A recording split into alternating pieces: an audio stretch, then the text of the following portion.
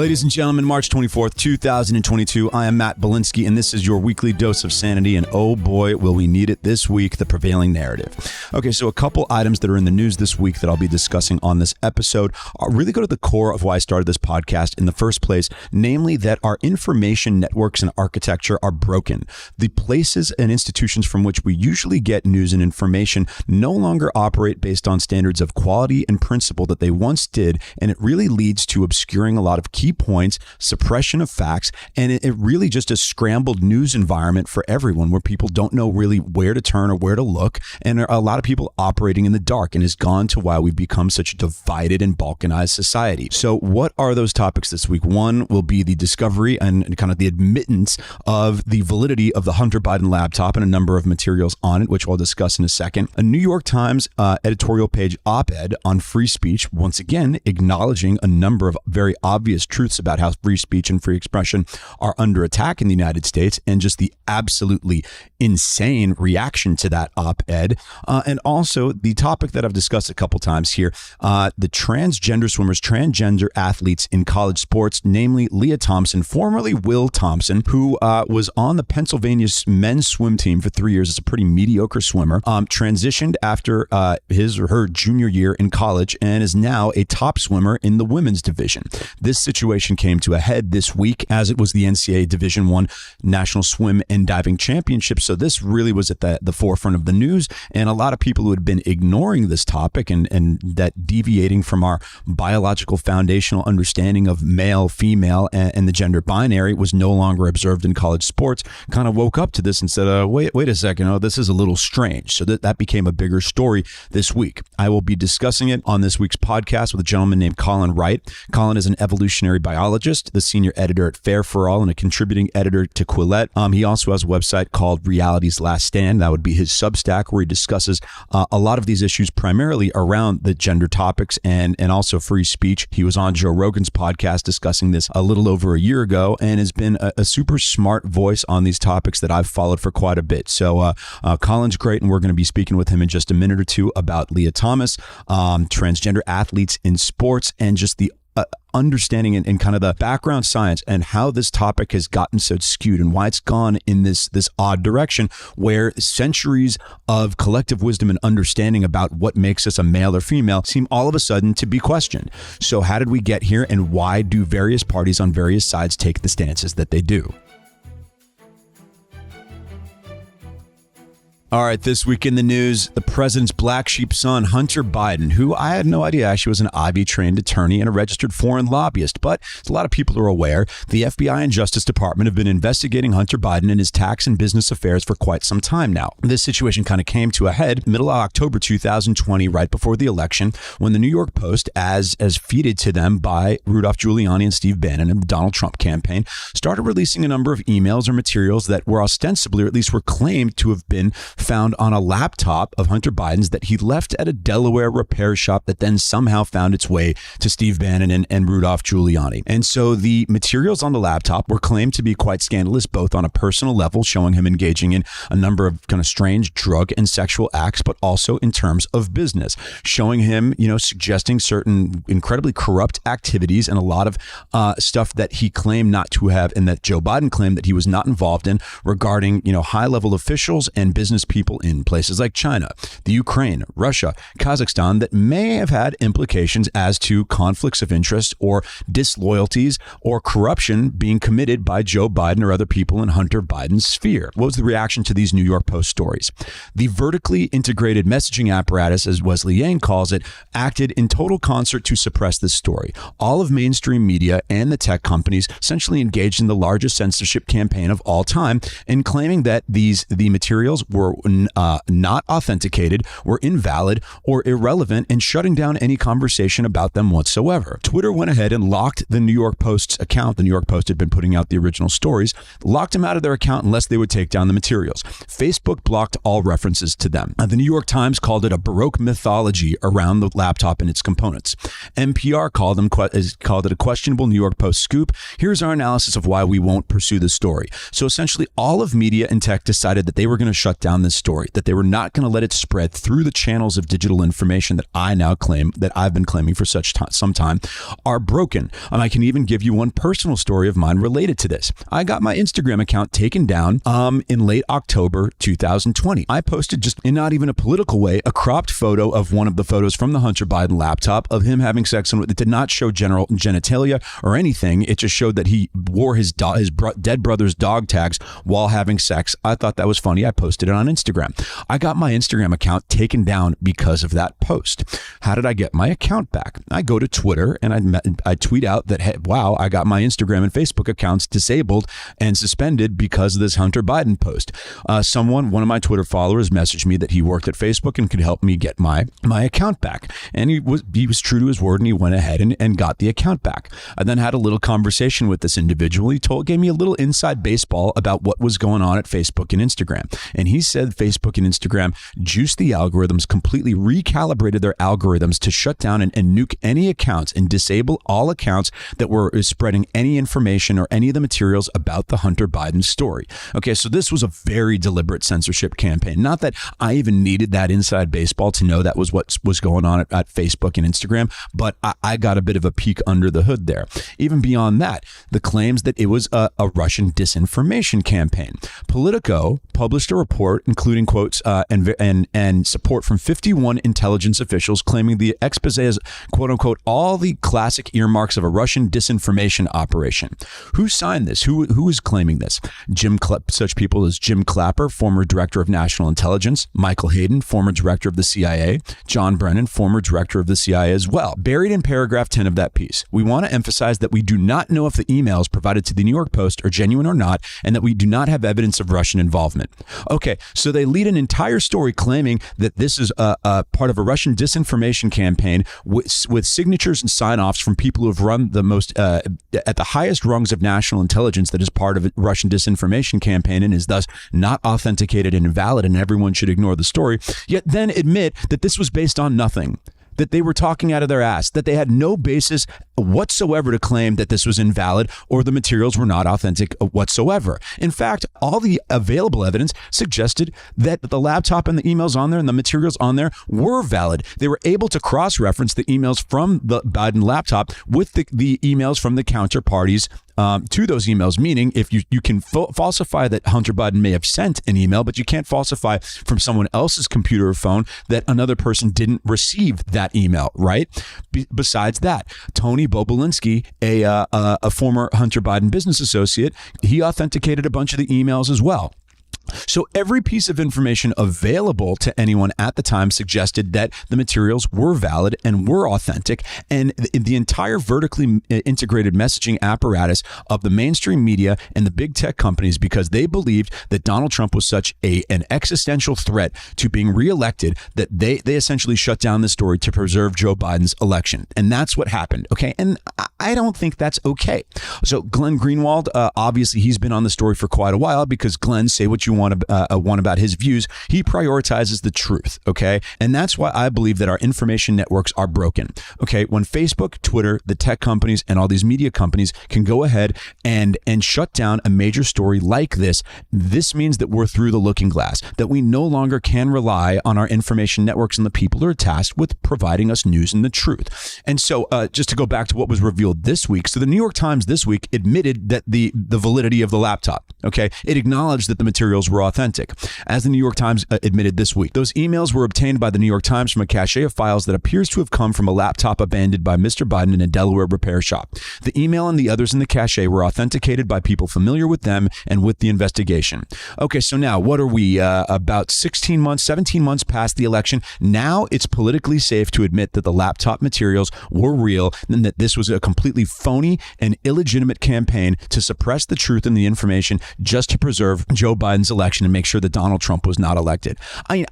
As I've said on this podcast before, I'm no fan of Donald Trump. I didn't vote for him either time. I didn't vote for anyone in either of 2016 or either 2020 because I didn't feel good about voting for any of these people. Okay. But something that kept on happening throughout the Trump era was the demand that you believe falsehoods just because the truth might help Donald Trump, right? Regardless if you want to talk about the Russia investigation, this Hunter Biden laptop, Donald Trump's policy towards China or the Middle East, or God knows how the situation with Stormy Daniels and the claims about what he did in that situation. But over and over and over again, you keep on being told that you have to believe lies just because Donald Trump is on the other side of those lies, or that the truth might reflect well on Donald Trump or hurt his adversaries. And I was not going to be on board, and I'm still not on board. And I think it's despicable that the people who are entrusted with telling us the truth, with bringing us an objective news, or with keeping our information networks free and for clear and free expression amongst American citizens, decided to go on this suppression campaign. I think it's disgusting. Glenn Greenwald, the way that he put it, what this means is that in the crucial days leading up to the 2020 presidential election, most of the corporate media spread an absolute lie about the New York Post's reporting in order to mislead and manipulate the American electorate. It means that the big tech monopolies, along with Twitter, censored the story based on a lie from quote unquote the intelligence community. It means that Facebook's promise from its DNC operative that it would suppress discussion of the reporting in order to conduct a quote unquote fact check of these documents was a fraud. Okay, so the people that we're counting on to engage in fact checking are fraudulent. They don't check facts. They drive agenda. They're trying to manufacture consensus and hide the truth from us. I don't care who this protects or which side this is on. It is not okay. This is despicable. And having our institutions and our information and news networks and systems operate like this is destroying this country. Okay, they are the bad guys. They are the bad actors. This is malicious intent and malicious behavior, and it's not okay. And if you want to kind of chalk it up to in the more crass manner of how Donald Trump labeled it fake news, how on earth do you claim not to be fake news if you engage in this behavior? How if you go and suppress a story of this significance based on absolute lies and cart out members of the intelligence community? Once again, I want people to understand and get a grasp and perspective really on what happened here. You had former heads of the CIA based on nothing, based on no evidence or information whatsoever, claiming a story about the president's son, the soon-to-be elected president's son right before the election was part of a Russian disinformation campaign, fabricated that claim out of nowhere to suppress a story, okay, a major story, and stop it from circulating all across the digital information systems. This is dangerous stuff. This is dystopian. This is George Orwell 1984 type of shit. And I'm sorry, I don't care if you hate Donald Trump or you're glad, you thank God that story wasn't released because it would have put Joe Biden's election at risk. Well, you need to get your head on straight. If you don't think that these problems manifest themselves in other ways in society, and that it's not just some linear thing that can be self-contained where, okay, it hurt Trump and it led to us getting Biden, and I can accept that our information systems are broken, dishonest, malicious, and no longer operate on principle. Well, I'm sorry, that's incredible. That's ignorant, that's naive, and that's lazy, because the fact that these information systems are broken is part of why this country's going fucking insane, while we're turning all into hysterics and just drowning in superstition, hysteria, and anxiety. Okay, we can't operate a society like this. The truth needs to be prioritized above all. Okay, and as you note with Greenwald, why are we submitting ourselves to lies from the intelligence community? Why are we accepting being manipulated by the CIA and the FBI? This is not, we can't live like that. That's authoritarian in and of itself. Okay, so the New York Times seems to have acknowledged this. So what did they acknowledge? Some people can kind of try to dismiss this as this is a non-story because who cares about Hunter Biden and what he was doing? But once again, what are we supposed to be doing here? We're supposed to be, the whole idea is that we can allow the materials exposure so that people can decide for themselves, right? Because if you look at the emails and the materials, there's quite a few scandalous activities here, because we're suggesting, for instance, everyone is aware, of Hunter Biden being engaged by a Ukrainian oil company, Burisma, for $50,000 a month, despite having no experience or knowledge of that industry whatsoever. So you've got to be able to question the motives. At the time, his father was vice president. His father is president now. Were they paying him for political favors? Were they paying him, was essentially the person who is the president of the United States have his son taking bribes through an oil company in the Ukraine, once again now, which is essentially on fire, in order to curry favor and get decisions made in their favor from the vice president, who is now the president. Because once again, the vice president isn't supposed to be making and the president isn't supposed to be making his decisions based on what's best for his son or who's paying off his son. He's supposed to be making decisions based on what is best for the country. Okay, so what is this incident wherein Joe Biden got involved in the situation in the Ukraine in 2015 after his son was engaged by Burisma? A gentleman named Jeff Carlson summed it up pretty well.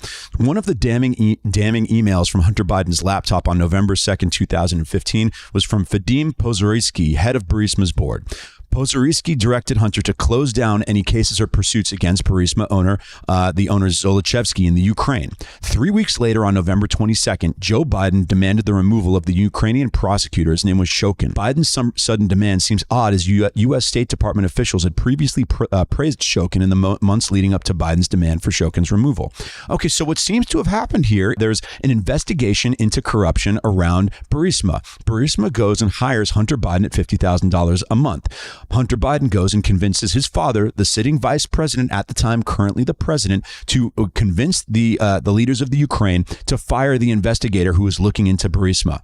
I mean, that is the most direct, flagrant type of currying favor and pay to play and corruption you could ever imagine. And this was what was verified by the emails on the laptop. And everyone seems to be fine with it. This doesn't seem to be a huge scandal. And then we sit here 7 years later, and there's a major war going on between the combatants around the Ukraine, and that entire part of the world is on fire. Perhaps the involvement of Joe Biden speaks to the various geopolitical struggles and how messy that situation got. Like, this is not okay. This is not behavior. This is behavior that should be disqualifying for a politician. And that was what was shown on the emails on the laptop. And part of the reason why it was suppressed, because had people seen the contents of the laptop, enough of them would have not voted for Joe Biden that he probably wouldn't be president right now. And we should probably recognize that. Jeff Carlson goes on. June 2015, Victoria Nuland, who's now undersecretary of the Department of Defense, told Shokin, the prosecutor who was looking into Burisma, that she was impressed with the ambitious reform and anti-corruption agenda. So the Obama administration, with Joe Biden as VP, June 2015, says that it's very impressed with the current Ukrainian prosecutor trying to root out corruption amongst the government in the Ukraine. About 5 months later, that same person is fired at the behest of Joe Biden after a company that prosecutor was looking into hired Hunter Biden for $50,000 a month. Just unbelievable. Unbelievable. Okay, what else do we have here? Russian oligarch Yelena Baturina, who was the wife of the mayor of Moscow, somehow paid $3.5 million into a bank account associated with Hunter and his business partner, Devon Archer, was not sanctioned along with other oligarchs that were affiliated with Putin this month. Why are $3.5 million from the wife of the mayor of Moscow ending up in a bank account for a company that Hunter Biden's involved in? Seems pretty suspicious. Also, Hunter, in April 2015, Hunter was pretty active in the Ukraine and Russia, I could tell you that. He arranged a dinner between the Baturina, who I just mentioned, and Yuri Lukov, and various other Russian and Ukrainian business associates of his, with his father. So he arranged as a dinner for his father, the sitting vice president, with a bunch of business people in Russia and the Ukraine. At this meeting, we look at who is on the invite list for the dinner. It includes Vadim Pozorisky of Burisma. Joe Biden denied ever meeting Pozorisky. Okay, but it turns out, as verified by the contents on the laptop, that Pozorisky was at that dinner. So that's more lies, more evidence of in support of claims of corruption from the laptop. Here was the email: "Dear Hunter, thank you for inviting me to DC and giving me an opportunity to meet your father." So Pozorisky is outright saying that he met Joe Biden at that dinner, and Joe Biden's claiming he's never met the man and was not at the dinner. Fascinating stuff. Another one, a Chinese company, BHR Partners. Hunter was supposed to divest his 10% interest. The online registry for that company still lists him as a 10% holder. We'll have, who knows, maybe the online registry has not been updated, but something that needs to be looked into. Beyond that, Hunter pursued lucrative deals with China's largest private energy company, CFC China. It included a rich remuneration package from multiple people, including his family members. And in the emails, there's an emails that Hunter has some expectations that he will elaborate on. It also mentions, as a lot of people might have heard, that some of the payment from this Chinese energy company will be 10 held, and this is how it's put in the emails, 10 held by H for the big guy. Who's the big guy? There's obviously some money being held for whoever the big guy is, and Hunter Biden is holding it. Could that be Joe Biden? Wouldn't it be better for there to be an actual investigation into this? Wouldn't it be better for American citizens when they're faced with electing a president to be able to have this information, be aware of this information, so they know that this is something that needs to be looked into? The contents of the Hunter Biden laptop and these emails are not irrelevant. They very much speak to Joe Biden's possible warts and marks and failings of Joe Biden's character, his willingness to sell out American interest in exchange for payoffs to his son. I mean, this is corruption all over the place, and this was what was on the laptop. Another one, 2017 email chain involving a deal for half ownership of a holding company that was meant to provide Hunter Biden with more than $10 million a year, quote unquote, for introductions alone. Okay? So obviously, these foreign companies that have interests contrary to that of the United States are paying Hunter Biden for influence and introductions to people in the political system, including his father and his father's associates. His father is now the president of the United States. Once again, no wonder people are cynical and miserable and don't trust the government, and that there's breakage between the government and its citizens when this is how it's operating. And there's an entire campaign to suppress investigation into it. Nobody's getting fired over this. Nobody at Twitter is getting fired over this. Jack Dorsey acknowledged that they shouldn't have suspended the New York Post. They suspended the New York Post under the guise and the predicate that it was stolen materials, which is technically a community guideline of Twitter. You know how often they enforce that community guideline? Almost never. They selectively and arbitrarily enforce that guideline to shut down stories based on their political leanings. Okay, they haven't. Do you think if stolen materials got out there about Donald Trump Jr. that they were going to shut down that story? Zero chance. They would justify it based on public interest and it being newsworthy. Just like this story, the contents of Hunter Biden's laptop were in the public interest and were newsworthy, and the story should have circulated and it should not have been censored and shut down. And as Greenwald puts it, and always putting it much more eloquently, so the media and these corporate media outlets just pretended this never happened. Grappling with it would have forced them to acknowledge a fact quite devastating to whatever remaining credibility they have, namely that they are all ratified and spread a coordinated disinformation campaign in order to elect Joe Biden and defeat Donald Trump. It means that millions of Americans were denied the ability to hear about reporting on the candidate leading all polls to become the next president. Instead, were subjected to a barrage of lies about the provenance, the quote unquote, that Russia did it, and authenticity, quote unquote, disinformation of these documents.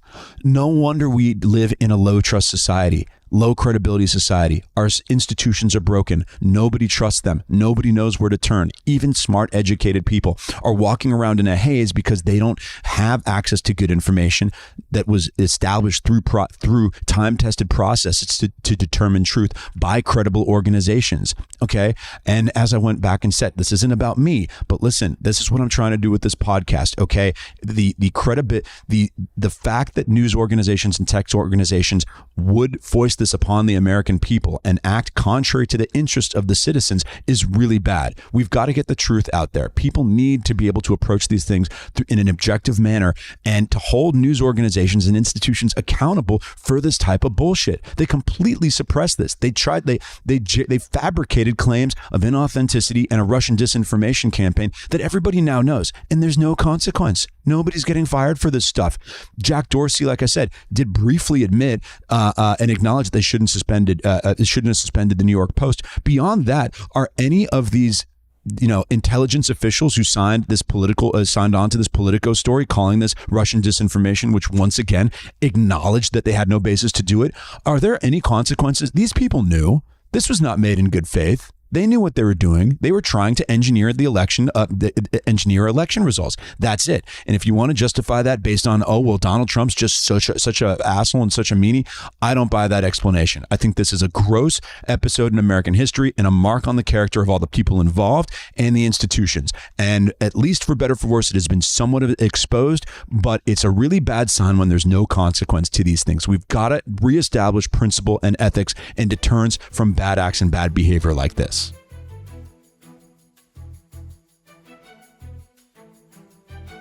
Okay, so as I said earlier, the topics this week really speak to why I started this podcast in the first place. So the two twin pillars really would be, one, that our information networks and systems are broken and I want to try to fix them, and two, free speech, and that we essentially live in this digital surveillance system in society right now where everyone's just walking around so afraid to say any number of reasonable things for fear of reprisal, that because we simply are at all times now subject to this threat of digital lynch mob where saying the wrong thing or being subject to criticism can end up with some real serious consequences. And it's really battering and intimidating people into self-censorship and withholding any number of reasonable points of view. I mean, the free speech issue always gets framed as, well, you should be, they can have another opinion, or you should let people say, whatever they want, even if you disagree. But here's the thing. People are even getting intimidated away from saying the right thing, saying any range of sensible, grounded, well-supported positions, because it's not the flavor of the month, or because it's somehow become socially taboo, which is something that I'm going to discuss quite a bit with Colin Wright around the gender and the trans issue a little later in this episode. So we had another watershed moment in this discussion on this topic this last week, because every once in a while now, some of these liberal institutions that have abandoned free speech that they used to be very much in favor of over the past couple years, now it kind of does a mea culpa and reverses course and says, oh, wait, actually, we have a free speech issue now. And we've seen it with Bill Maher, and Bill Maher doesn't really give a shit, and he's gone and slayed all the sacred cows of current liberal, and all the liberal pieties and orthodoxies, and now he's kind of persona non grata. He's not very welcome on the liberal side of the aisle. A couple years ago, Harper's Bazaar published a letter expressing, a concern about the state of free expression and free speech in America, signed by what was supposed to be a variety of heterodox thinkers and journalists and people who, essentially all came together that say, hey, we might not all agree on everything, but we do agree that people should be able to express their points of view and speak freely without fear of reprisal or consequence in their personal and professional lives. And the response to that was completely insane. I mean, they might as well have taken a baby seal out and stabbed it in the heart in front of everybody. It was like they were history's greatest monsters for believing that there's an issue with freedom of expression. And what the counter argument is that no, free speech is just a cover for people to say mean, hateful, spiteful things that are reminiscent of what you were able to say 70 years ago in America, when there were supposedly racism and sexism and all this prejudice and these unjustified hierarchies were running rampant. Okay, and we need to and that really free speech is a cover for that, even though that is such a limited and deliberately obscuring perspective here. Because I can tell you, my DMs, if you saw the types of things that people are afraid to say, like, they're the most non-controversial things you could imagine. It's like these are completely reasonable, basic things that were accepted as truth, fact, or at least like a pretty well accepted custom in American society up to most 5 to 7 years ago. And now people are scared to death of saying it. And I'm sorry, but this is no way to live. This is an exhausting and just, if you're wondering why we have such a low trust society, it's so divisive, it's because of this. So we kind of had Harper's letter part 2 this last week with the New York Times kind of acknowledging, okay, wait a second, we might have been heading in the wrong direction. Our readership is flagging. Taking this approach seems to not be serving our favored political party well after the Virginia election, and a lot of polls showing that the Democrats are in a bunch of trouble coming up for the 2022 midterms. And so the New York Times editorial board published a piece, America has a free speech problem. And essentially it's pretty, read you the beginning of this. For all the tolerance and enlightenment that modern society claims, Americans are losing hold of a fundamental right as citizens of a free country, the right to speak their minds and voice their opinions in public without fear of being shamed or shunned. This social sciencing, this depolarizing of America has been evident for years, but dealing with it stirs yet more fear. It feels like this is a third rail, dangerous. For a strong nation and open society, that is dangerous. Okay, so that's pretty bland stuff, right? Just accepting, hey, maybe we need to reduce the types of social punishments and castigation and consequences that we're trying to bring down on people, that we're threatening people with just for saying, any variety of reasonable things. But, very, very much unsurprisingly, the reaction from liberal spheres, particularly in the media on Twitter, was completely and utterly unhinged. I mean, beyond comprehension. Matt Taibbi kind of summarized a few of the responses here in his piece, The World's Dullest Editorial Launches Panic, which is because that's what happened. This was a very dull, bland editorial, and the panic and outrage in response was completely unhinged. Let's take a look at a little bit of it. A pretty well-known journalism school professor named Jeff Jarvis called it appalling. By the time the Times finally realizes what side it's on, it may be too late, screeched the Philadelphia Inquirer columnist Will Bunch. Well, isn't the New York Times not supposed to be on a side? Right? Isn't it supposed to be objective? Isn't that the point of journalism? And isn't that the principle they're trying to uphold? NPR's Planet Money founder, Adam Davis, a pretty well-known Twitter personality, the board should retract and resign. Did you hear that?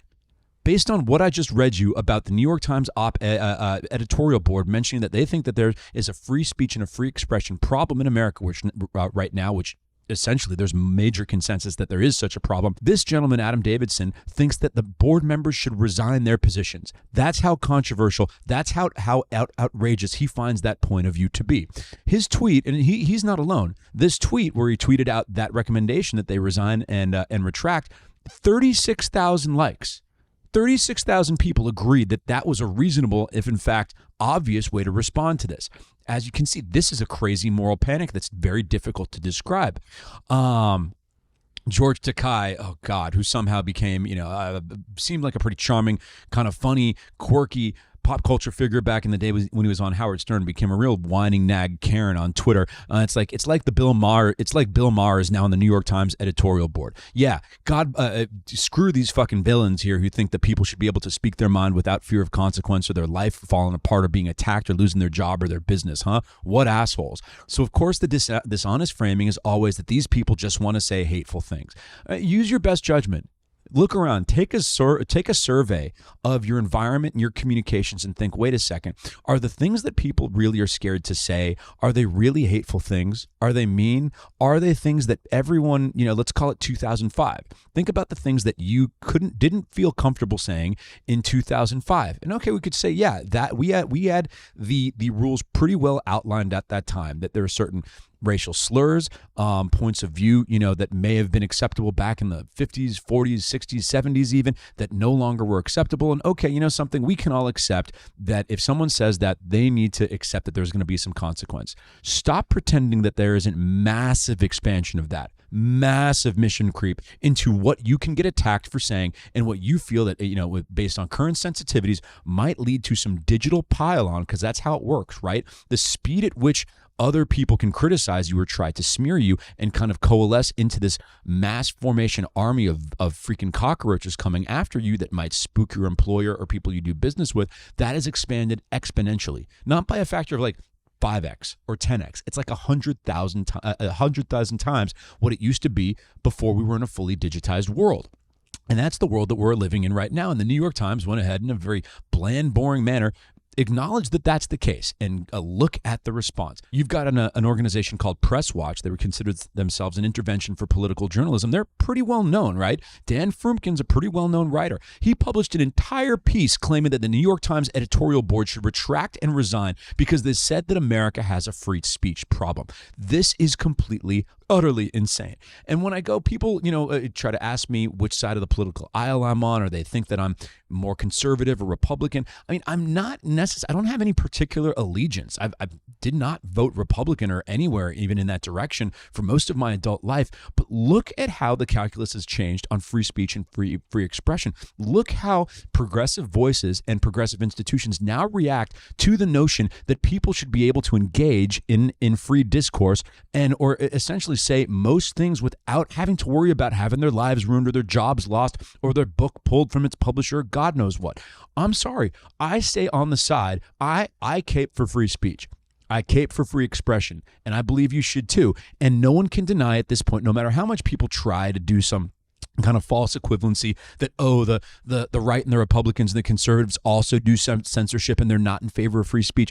I'm sorry, that's like comparing, Oasis to the Beatles at this point, or Saddam Hussein to Hitler. There's just no comparison. We see who the true enemies of free speech are and free expression. And listen, if it switches back, I'll lean in the other direction. I don't give a shit. If it turns out that the Republicans become censorious and suffocating like they were for most of the, 50s, 60s, 70s, 80s, 90s, and 2000s, I'm happy. I'm going to shift with the winds in that regard. But that's not the situation that we find ourselves here in 2022. And we haven't for about a decade now.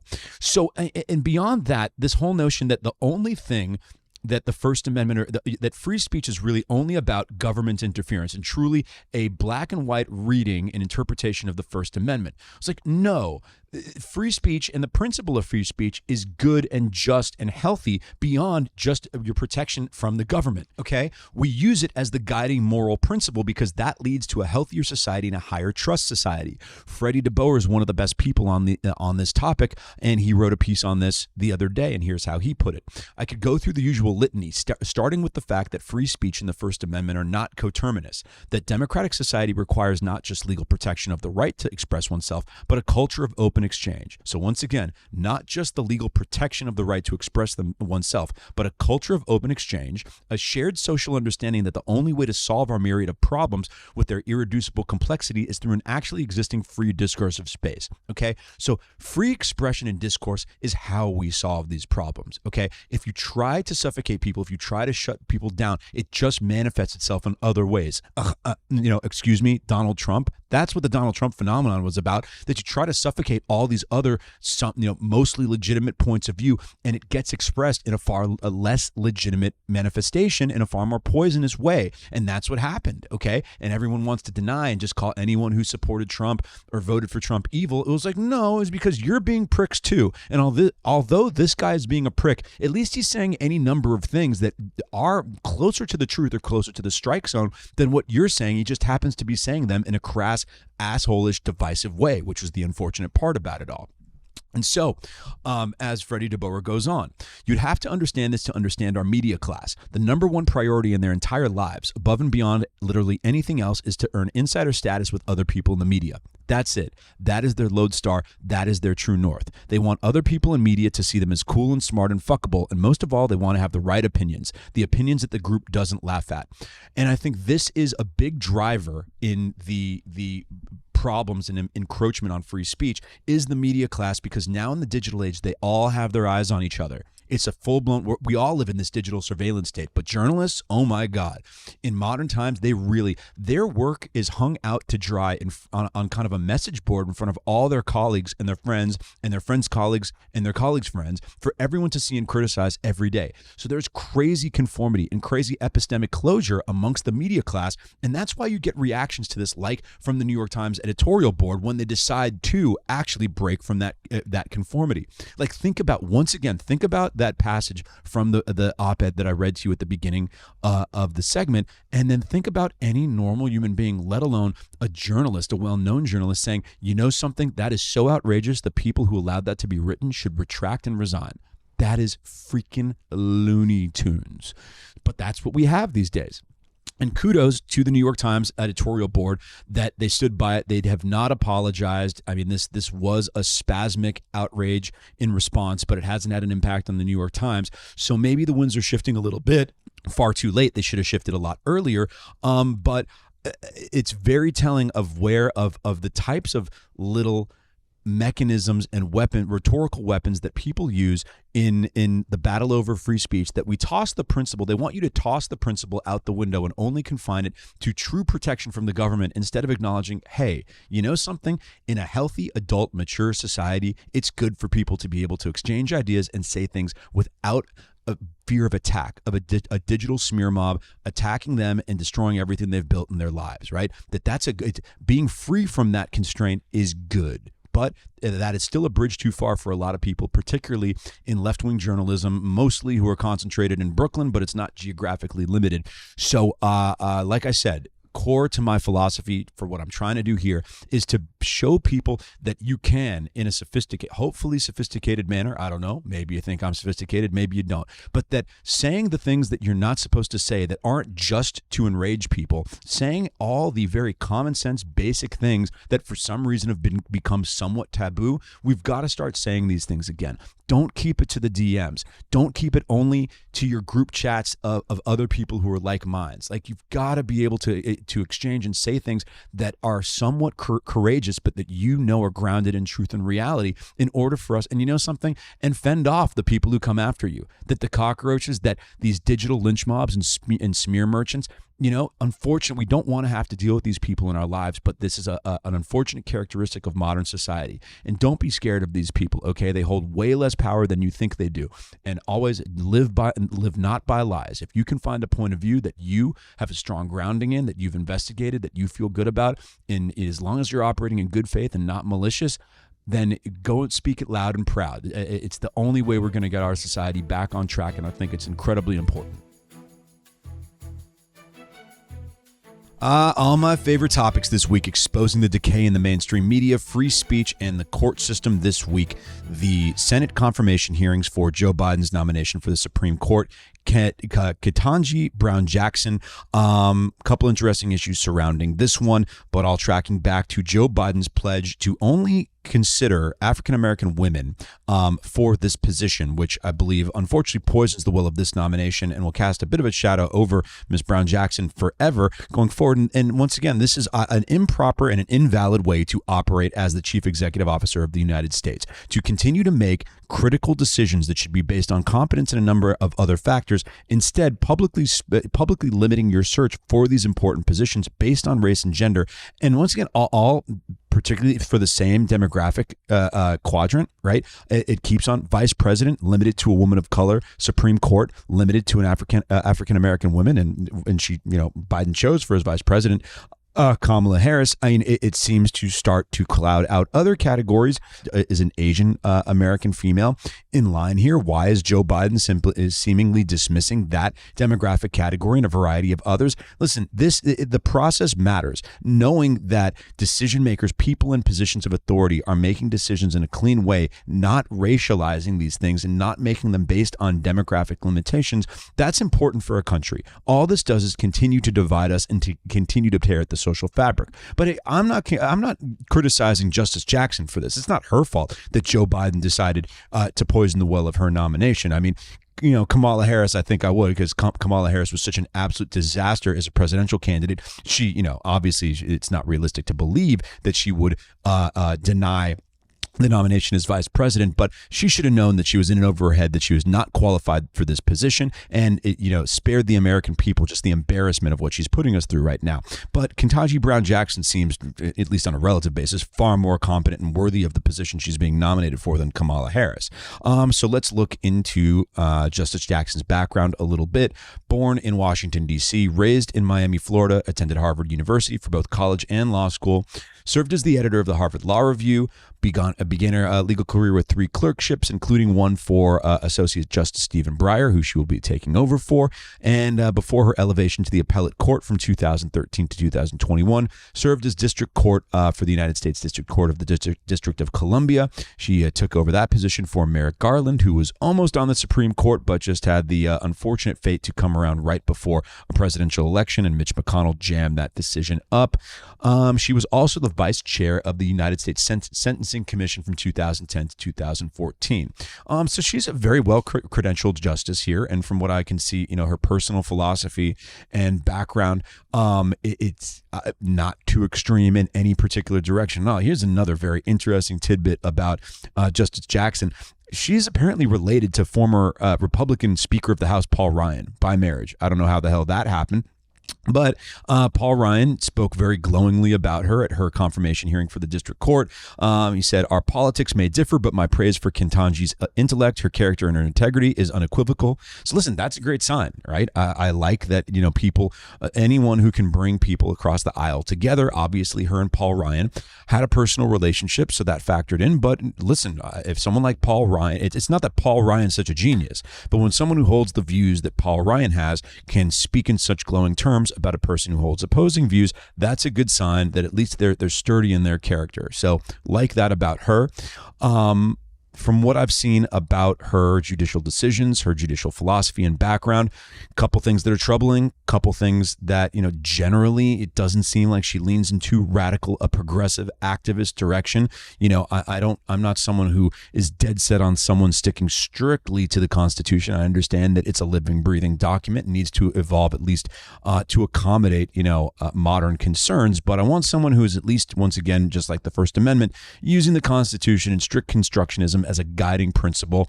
Listen, elections have consequences. If a Democrat president won this election, you knew that they were going to be able to choose a more liberal, left-leaning Supreme Court justice if they got the opportunity, and it should be no surprise. And this is the consequence of losing an election. So all things considered, from what based on Joe Biden's prior personnel decisions, Kamala, this one's a far better one than that was.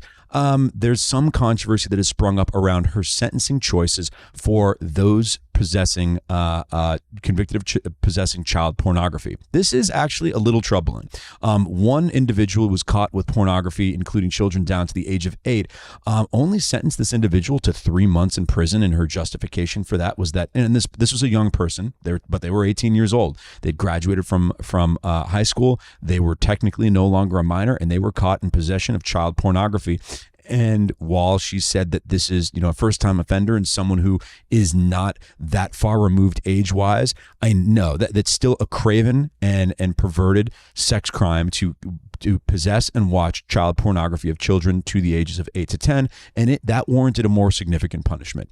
There are a couple other instances of sentencing where she had judicial discretion, and she seems to keep on undershooting the sentencing guidelines for those who are guilty of sex crimes and possessing child pornography. In and of itself, I mean, that's not, directly solely unilaterally disqualifying, but it doesn't speak too well of her. But given that, the majority of her positions are not particularly radical, like once again, I said, elections have consequences. You knew you were going to get a liberal justice nominated for this position. All things considered, she seems to be someone who is going to make more of her decisions based on hopefully what is right and on the facts of the case, as opposed to trying to placate activists and the public. However, there was one instance where she did try to placate the activist class, in particular the progressive lunatics who have particularly ridiculous views on gender. And Senator Marsha Blackburn asked Justice Jackson, define woman. And she said, I can't, I'm not a biologist. This is, of course, insane. Okay, because we all know that a woman of her education, or anyone who's even a fraction of as educated and conscious as this human being, knows what a woman is. Okay, XX chromosomes, female genitalia, reproductive organs, whether or not they work perfectly. We know what a freaking woman is, okay? But now, given the gender pieties and orthodoxies of the progressive class and those people who are on the same side of the political aisle as Ketanji Brown Jackson, she had to give this ridiculous deflective answer, okay? And this is a really bad sign for where America is at, and it does give me pause about her nomination overall. Is she going to make decisions just to placate the most insane people who hold the most ridiculous views? Because that's what she did here. You don't need to be a freaking biologist to know what a woman is, okay? It's a very straightforward definition. She knew that she was nominated because she was a woman. Literally, she was nominated. Some of the criteria for her being nominated was the definition of her occupying the position that she claims not to be able to be qualified to understand how to define. Like, she knows that she was nominated because she is an African-American woman, yet she doesn't know how to define woman. She needs to go to a biologist. This is beyond insane and speaks incredibly poorly about progressive current orthodoxy. You're not allowed to accurately identify what a woman is in modern age if you are on the liberal side of the aisle. If you're a public figure or a politician with a liberal base of support, you cannot do this. Once again, in trying to define where I exist on the political spectrum right now in 2022, as opposed to where I might have resided in 2012 or 2014, it's pretty recent where if you are a left-leaning or progressive-leaning person, you can't acknowledge the basic objective reality of what a woman is. But now you can't. Now you have to worry about attack mobs. And that is the type of absolute freaking clown world that we now occupy.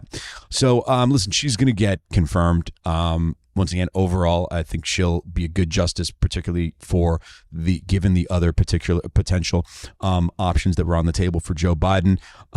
Seems more in line with Joe Biden's historical record as a relatively moderate person, as opposed to woke grandpa Joe Biden that he has been recently. So hopefully we can veer away from this re-racialization of America, where we're making choices with limitations based on sex, race, and other demographic characteristics, and treat people like human beings and adults based on their character and actions and capabilities first. But regardless, once again, not Ketanji Brown Jackson's fault that Joe Biden made that decision. It's his fault. So we'll, like I said, she will most likely get confirmed, fill out the Supreme Court, still at a 6-3 advantage for more conservative leaning justices. And, there might be some big decisions coming up, Roe v. Wade and some other stuff coming through the Supreme Court pipeline over the next year. So it should be interesting. Okay, so that is it for the topics today. Coming up in just a minute, my interview with Colin Wright. This is one that you do not, cannot, and should not miss. Colin is a brilliant guy in terms of understanding the scientific and philosophical underpinnings of everything surrounding the discourse around gender and the gender issues that keep on popping up, whether it's Supreme Court justices denying that they know how to define a woman, people who were 2 years ago swimming for the University of Pennsylvania men's swim team who are now swimming for the women's team, and beating their female teammates, and why there's now a battle over this topic. Colin Wright is an expert on all of it, an incredibly smart guy. So the interview's coming up in just a minute. Stick around for it. This is The Prevailing Narrative. Ladies and gentlemen, it's The Prevailing Narrative. We're here today with Colin Wright, who is an evolutionary biologist, the senior editor at Fair for All, a contributing editor to Quillette, and runs the Substack Reality's Last Stand. Colin, thanks so much for joining us today. Hey, I really appreciate you having me on. Thank you. Absolutely. You're also one of the recent emigres out, the exodus out of California for Nashville, I believe. How's that treating you so far? So far, so good. Yeah, I haven't had my California plates car keyed yet, so I think I'm in good company. Yeah, only a matter of time, but that's kind of your rite of passage to move to one of the red states at this point. Yeah, and I'm thrilled about it. The last thing I did in California before I left was pay about $6.40 a gallon on my road trip. So what's it just to rub it in a little bit? Spanked me on the way out almost. So yeah, just to rub it in a little bit. What's it out there in Tennessee? It's just under $4 right now, so not great, but I think it's below the national average. Aha. Okay, so Reality's Last Stand, your Substack. Here's how you describe it. This publication is largely, but not entirely, dedicated to raising awareness about and combating prevalent ideologies that deny the reality of the existence of males and females as natural biological categories. In recent years, we have seen the sudden rise of a narrative insisting that males and females are mere social constructs that exist along a spectrum, or even more extreme, that one's sex is defined by self-declared identity instead of objective biology. So I imagine that all stems from your background as an evolutionary biologist. Maybe you could tell us a little bit about your professional and academic background and how it led to your focus on these topics. Yeah, it's kind of a weird circuitous route. So I have a PhD in evolutionary biology and ecology from UC Santa Barbara. My PhD was studying the evolution of sort of social behavior in insects and arachnids, so social spiders, and then things like ants, bees, and wasps. In that field of sort of evolutionary behavioral ecology, we learn a lot about biological sex because that sort of underpins a lot of the differences in behavior you see between individuals. Like the sex differences in behavior between males and females is one of the most stark differences you see within species. And there's really consistent patterns across species based on, that type of reproductive system that they have, if they have males or females. So I was just happily doing my research, studying ants and wasps as a postdoc.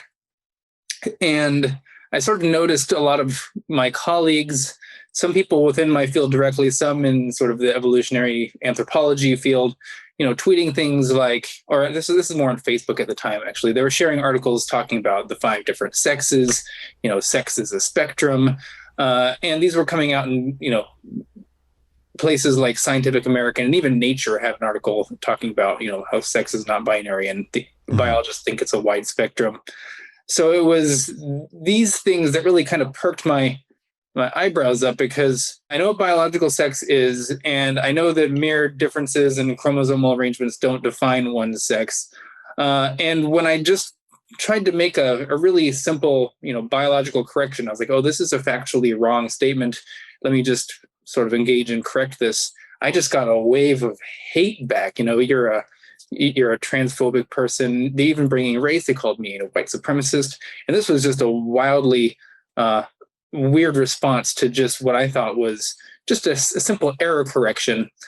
And so I sort of, based in biological scientific principles that you had been studying across a variety of species, that it seems to me, correct me if I'm wrong, but it was so odd for you to start seeing this as discussed amongst humans, because you had been under the impression that was settled science, and that's why you were studying it amongst arachnids.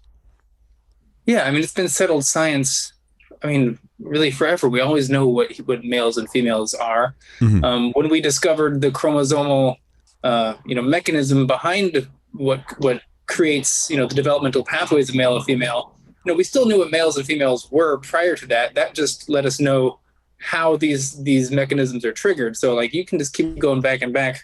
But we know that being a male or female has to do with your reproductive anatomy. It has to do with whether it's organized around the production of sperm or ova. Like that's just something that's been known for hundreds of years. And it seems weird that we would have this sort of weird, not just like a cultural amnesia about it, but a scientific amnesia where people with PhDs, my direct colleagues, seem to not be willing to say what is just one of the most objectively true things I think I can actually say as a biologist. Males and females are real, and here's what defines them. Mm-hmm. And so this led to, if you give us a little insight around what year, because an individual I think we both follow on Twitter, and I think who's involved in a couple of the organizations that you're involved in, Wesley Yang, has been recently on Twitter just trying to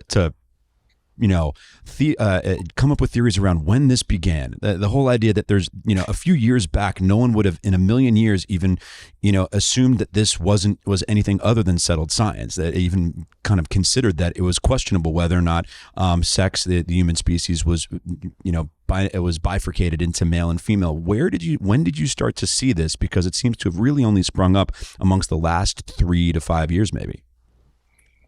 Yeah, I first started seeing inklings of it maybe in 2016.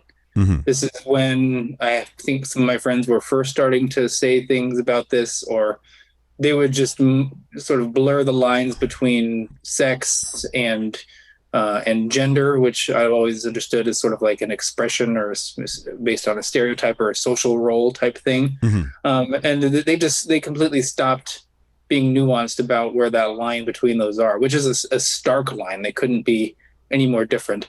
Right. And doesn't this seem to be the most immutable characteristic of us as human beings, the one that is most coded in our biology and our DNA and our chromosomes?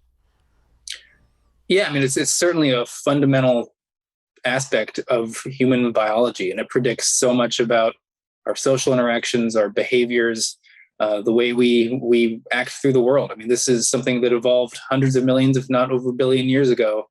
It's hard to get at something more fundamental than biological sex in humans. I mean, this is the reason why I pushed back before when, young Earth creationism and intelligent design was trying to get in the classrooms, because denying evolution, that's also a fundamental aspect. If you're going to deny that, you're going to get so many questions on human motivations and our behavior. You're going to get all those wrong downstream. And I see this as sort of a new iteration of sort of this fundamental denial of innate biology.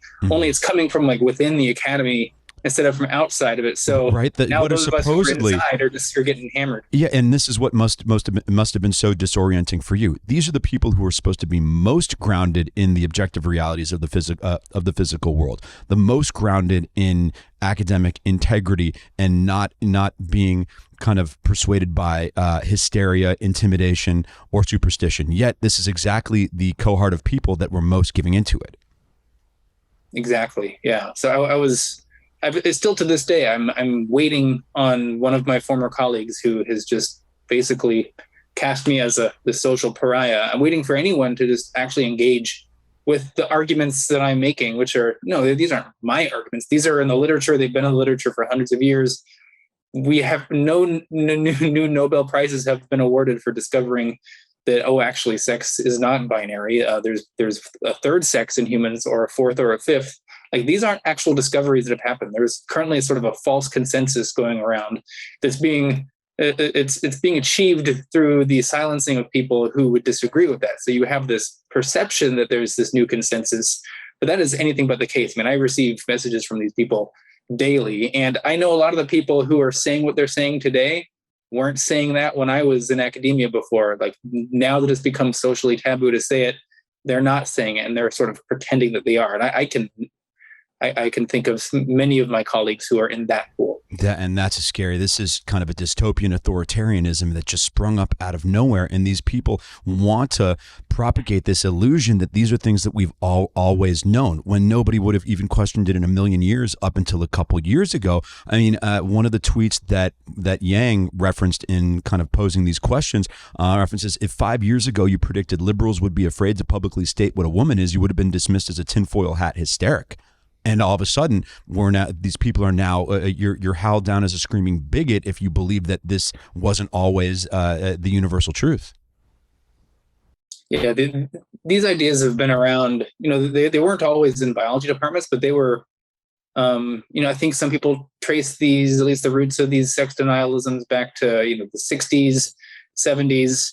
But they had always been sort of in the humanities departments, the science studies, those disciplines that purport to study what scientists are doing and the biases within science, which is, it sounds like a pretty legitimate thing. And I think people should study scientific bias and things like that. But a lot of these fields just end up, I guess, purporting to know more about the science than the scientists who are actually studying these things. But they usually have a very flimsy grasp of the actual science, and they're more informed by this sort of this social theory and critique that is all about like deconstructing things, and it's really not based on the same foundations as the hard sciences, which is looking at do our hypotheses actually match reality by an experiment, and the degree to which they do is the degree to which we're going to assert that something is either true or false. That's sort of not how these other disciplines work. They're much more theoretical. They're much more about trying to blur boundaries and poke things and tease them apart. And they do it in areas where, there's frankly not much to tease apart. Or if there is maybe a little blurred line, they use that small blurred line to just assert that, there's any category is completely just a social construct. And one of those social science theories that seems to have animated this discussion and seems to be now dominating this discussion is queer theory. Could you tell us a little bit about that and how it has impacted the discourse around this issue over recent years?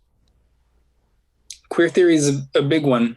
It is basically concerned with breaking down any sort of binaries. It has this idea that these binaries between, say, things like straight or gay or male and female, there's countless purely other subjective, right? That they're all gradients and they're purely they're both two main qualities, at least as to the extent of my knowledge. One, that they're more subjective. There is no objective bifurcation, and two, that they're all along a gradient. Yeah, that's what they tend to do, because they assert that these binaries aren't grounded in reality, but they're created by people in power who wish to maintain these power structures because there's a certain, like, an inherent oppressor or oppressive narrative to that. And so these are just sort of narratives that we use to maintain power in society. It's really all based on societal power and power dynamics. And that's what's being applied now to a lot of hard sciences. And I think to some degree we can look at different areas and where there are sort of more blurred lines. But this ideology is just dead set on asserting that all these binaries that are completely social constructs. And it can go too far, and it is going too far, especially. And I imagine, call me paranoid, but I would suspect that they want to believe that everything is a result of power structures, simply as a way to flip that power structure and put them at the top. That's what it appears to be happening. They accuse everyone of doing exactly what they're doing, or they use the accusation that everyone's doing it as sort of, well, we might as well be doing it too, even though the claim that everyone is super concerned with power structures, I'm not sure if that's completely true, or the degree to it is true. It's not always true. And it certainly should not apply to statements of scientific fact in every case. No doubt. No doubt. So getting into some of your research and your materials on Reality's Last Stand, you addressed the notion of the sex binary and sex not being a spectrum in a piece recently. As you start off, as more and more people refer to themselves as trans, non-binary, and gender non-conforming, there's been a push to reconstrue the notion that males and females exist as real biological entities as obsolete. Instead, some argue we only have varying degrees of male maleness and femaleness. And so the very idea of segregating any space or sports using binary sex categories is seen as illegitimate, since if no definitive line can be drawn, who's to say a purported male isn't really female? Many even go so far as to claim that we should let people decide for themselves what sex they are, as though this were a matter of personal choice. So I'll let you get to kind of your argument in just a second, but you kind of divide that into two prongs, in that there are two main arguments typically offered in defense of the claim that sex is a non-binary attribute that exists on a spectrum. The first is based around the existence of intersex conditions, people with intermediate or indeterminate sex characteristics. And the way that you put it on Rogan was that a coin has two sides. Just because it lands on its narrow edge 1 out of every 6,000 times does not mean that it all of a sudden has more than two sides. I imagine that that's core to your philosophy in your scientific study on this topic. Yeah, or you could say there's like a third side, and maybe if you want to call the edge a side, but really the existence of this edge, this intermediate thing between the two faces, doesn't mean that heads or tails aren't real. I mean, they are. When something is heads, it's clearly heads, and it's 100% heads. It's not ambiguously heads. And same thing with tails. These are categorical outcomes. Even though maybe something might fall, like if it lands on the edge, that's still not a face of the coin. It's just sort of this anomalous result. And we're pretty much trying to. Yeah. Oh, sorry. Continue. Yeah, and I use that to sort of point out the fact that just because there might be some individuals who have sort of this ambiguous sexual presentation, who may have, it's unclear exactly if they're male or female. This doesn't mean that the vast majority of people aren't unambiguously male or female based on, their genitalia, based on their the gonads that they've developed. Most people are 100% male or female, even though some people might be sort of ambiguous to some degree. That doesn't mean male and female are somehow now these completely subjective categories that we can just identify in or out of. Edge cases do not define the subject. Yeah, and we see this brought up a lot in cases of like Lia Thomas. I know we'll probably get to that later, but just as a quick aside, we'll see people talk about, should Lia Thomas be able to compete in female sports? They'll all of a sudden drag intersex people into this argument by saying that, well, some people are sort of intermediate and therefore, what's keeping Lia Thomas from just identifying however they please, since where do you draw the line? Well, it's like that's completely irrelevant because Lia Thomas is not intersex. Trans and intersex are completely different. We're talking about whether or not a heads can identify as a tails, not something that's sort of ambiguous. Which direction does it land? Like, there's nothing ambiguous about what Lia Thomas is. So yeah, that's just one of the arguments they do, bringing intersex people into the whole debate. Yeah. Once again, using the outliers, using the edge cases to try to define the category. It's a very disingenuous approach and tactic that they try to use. The second prong that you mentioned is typically offered in defense of the sex spectrum model is based around secondary sex organs and characteristics.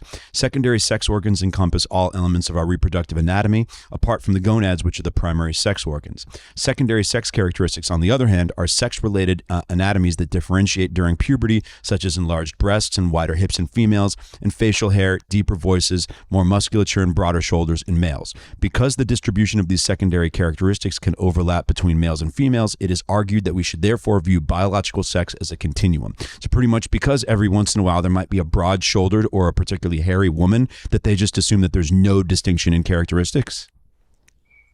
It's fundamentally just confusing what someone's sex is with sort of their overall body shape. So our secondary sex characteristics, these are a consequence of our sex. They're largely determined by what sex you are and the types of gonads you have, but they're not the definition of what sex you are. Some male who has very feminine features isn't less of a male because they have, they're not very broad-shouldered. They have a high-pitched voice. They don't have much facial hair. And the same thing with the female. If they have small breasts and they're not very curvy, or they have broad shoulders, or their look just, their faces might be more masculinized. Maybe they even had higher levels of testosterone during gestation that sort of made them appear more masculine. That's all irrelevant to what sex they are.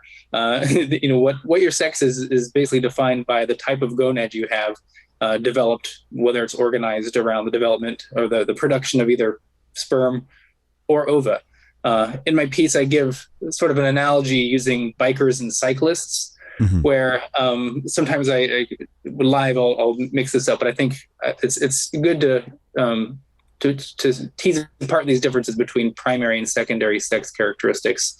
So let's quickly talk about what a biker is and what a cyclist is. You know, a biker is someone who rides a motorcycle.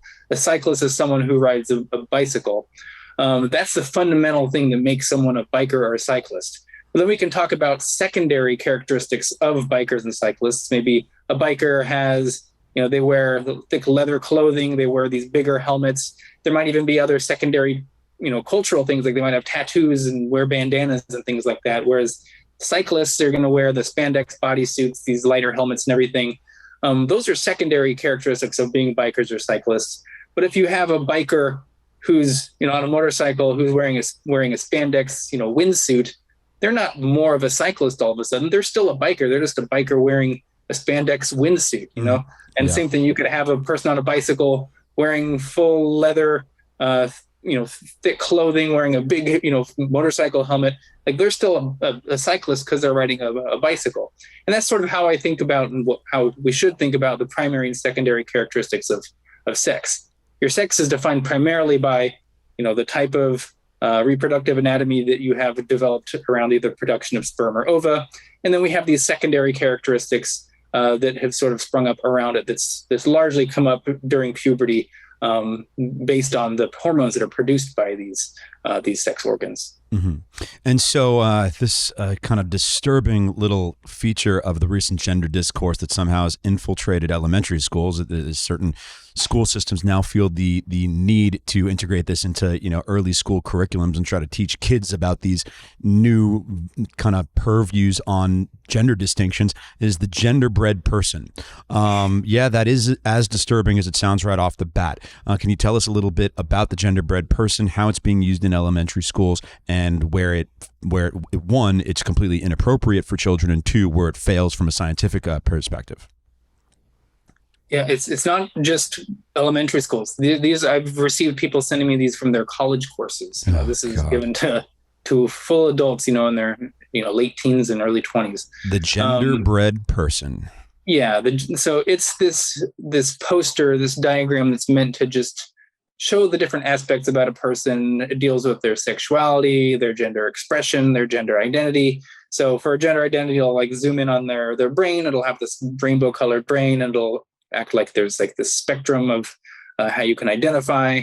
It'll zoom in on the groin area, and it'll have, again, a spectrum, a little dial that you can draw back and forth about whether or not you have your sex is more, maleness or femaleness is the words they use on it. So they don't say male or female. It's all just sort of degrees of maleness or femaleness. They have sexuality on there too. And explicitly, when they talk about biological sex, in the little categories they use of what types of traits determine your biological sex, they have things like body hair and voice pitch, things that have nothing to do with what sex you are. Like they're related to your sex, but they're definitely not determinative of your sex. And this is being taught to children. It's basically teaching them that their sex is, a social construct, that their sex is potentially mutable. And it lets people think that, just because you're a more masculine girl, that maybe you're actually a boy, and, vice versa. I think it's incredibly harmful to children. Yeah, absolutely. And to that point, pseudoscience. This is like creationism in the classroom, but a different thing. It's worse than that, because it teaches kids to like dissociate from their bodies, and it could cause real harm, because people are getting puberty blockers, getting irreversible surgeries. It's a very severe medical condition to come out saying you have gender dysphoria. But this is what we're creating. And we're tossing this around like candy, and people don't just tolerate it. It's gone so far, light years past tolerance, into celebration of this. You get rewarded, you get social incentives, and you get punished and intimidated into questioning anything, despite those who are questioning it be more aligned with the collective wisdom of thousands, if not tens of thousands of years. It's just, we'll get to some theories on how we got here in just a couple minutes, but I wanted to go to a piece also that you wrote, debunking the ACL's 4 myths about trans people. So this will tee up for the Lia Thomas discussion, but essentially in defense of transgender females competing against biological females, in sports, the ACLU came out with 4 myths about trans people in order to justify essentially Lia Thomas's participation in female competitive swimming. So the first myth that they claimed to debunk that you that you responded to is, this is once again coming from the ACLU, which is it seems to be a little bit off outside a bit of mission creep from the ACLU, that this was not in their initial mandate to protect free speech. Putting it mildly. Yeah, and we'll get into gentleman, I don't know if you can call him a gentleman, but someone named Chase Strangio, who seems to be the resident transgender hatchet person over at the ACLU, who I know that you've gotten into it a few times. But the ACLU, supposed to be about free speech and free expression, decides that it's taken up the cause to make sure that we know that sex cannot be determined necessarily at birth. So the ACLU figured it was a really critical civil rights issue to make sure everybody knows that sex is not binary or distinguishable at birth. So here's how they put it. The myth is that sex is binary, apparent at birth, and identifiable through singular biological characteristics. Their claim is that there's no one way for our bodies to be. Women, including women who are transgender, intersex, or disabled, have a range of different physical characteristics. Biological sex and gender are not binaries, and there are no set ranges of hormones, body parts, or chromosomes that all people of particular sex or gender have. So you directed your response to the question of assigned at birth. That their claim is that doctors and medical professionals are really just throwing a jello up against the wall to see what sticks in trying to figure out whether or not a baby that's just been born is a male or female. And really, they're just assigning a gender. They're just assigning a sex that can then be determined with more particularity and accuracy later on. So you pose the question, is sex apparent at birth? For the overwhelming vast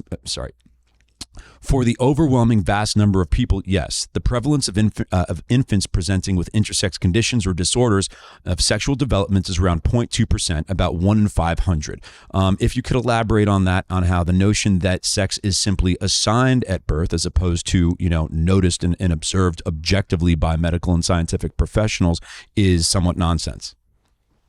Yeah, it's actually 0.02% of the ambiguous, so 1 in 5,000. Which is about close to the number of the probability of a coin landing on its edge when you flip it. Mm-hmm.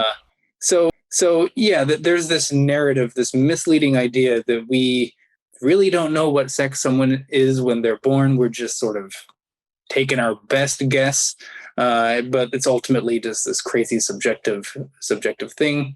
And this is based on, again, they drag intersex people into this. The fact that some people might have their sex recorded incorrectly because they might have an intersex condition that would make them at birth appear to have a vagina instead of a penis. And then they're maybe categorized as female, and then later during puberty, their testes go. They have their penis can actually form as well, and they go through male puberty, and they can even go on to father kids in their life. So the fact that some individuals might have had had their sex misrecorded because they had a very rare intersex condition, again, doesn't call into question the fact that 4,999 people out of 5,000 have their sex completely accurately recorded. Because yes, while we use genitals as a proxy for sex, it is a near 1-to-1 proxy, and it is probably one of the best predictive things we can have in all of biology and science. Very rarely do you get things in biology that are just so clear cut as what is predictive of one's sex. So no, it's at birth, we're not going in there and looking at their actual gonads. We're using genitalia as a proxy for this, but we get it right almost every single time. And just because some people have it wrong doesn't mean this is some crazy concept. We just got to throw our hands up and start letting males who are unambiguously male compete in female sports. Again, they're dragging the intersex people into this debate, looking at these weird edge cases when they are just really, really fringe edge cases that we can completely account for at some point in the timeline. Yeah. It feels like they're exploiting the intersex people and trying to weaponize them to turn this into some sort of subjective manner when it's clearly an objective one. So speaking of which, and how this has all kind of come to a head recently, Lia Thomas, a swimmer for Penn, just to give people a little background. Lia Thomas was previously Will Thomas, swam on the University of Pennsylvania swim team as a man on the boys team for 3 years until his junior year, took a year off, started hormone therapy and kind of whatever other medical procedures aimed towards gender conversion, then decided to come back about a year and a half later and was then swimming on the women's team. Started making some headlines at an earlier meet at the Akron Invitational a few months back when Leah set 2 national records in the 500-yard and the 200-yard freestyle. So Lia Thomas was smashing records for female competitors. And who do you think she was beating? She was beating her teammates, right? So her teammates who had been females were swimming on the women's team while Leah was Will Thomas and swimming on the men's team. All of a sudden are now competing with someone who had been on the boys team only 2 seasons ago, who was ranked 554th in the 200-yard, 65th in the nation in the 500-yard, and 32nd in the nation in the 1650. And all of a sudden, Lia Thomas smashing records, ranked number 1 in the country. So the Akron Invitational was kind of a sub meet. This week was the Ncaa Division I Swimming and Diving Championships, where Leah went ahead to beat 2 Olympic silver medalist females in the 500-yard, and caused a bit of a stir. So Colin, you attended the national championships in, I believe it was Georgia Tech.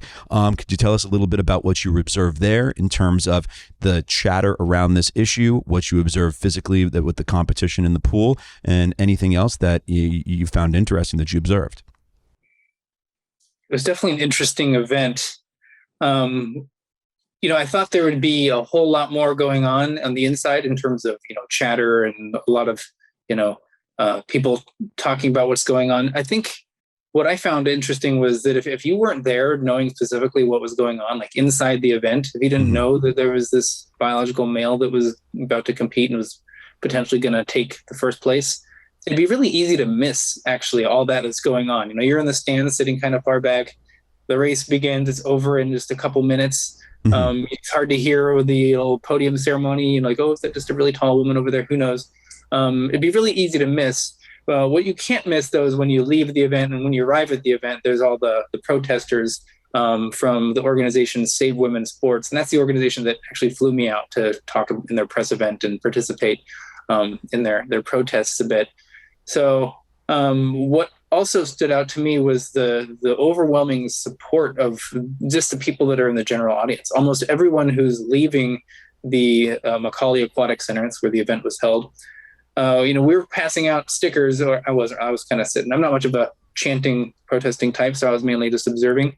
But people were being handed these stickers that say, keep biological males out of female sports or save women's sports. And almost everyone that was offered one of these stickers or a pom-pom that said the same thing was gladly taking them and smiling and giving thumbs ups. We rarely had people that, had furrowed brows that were flipping us off or saying names. There's a few of those people for sure.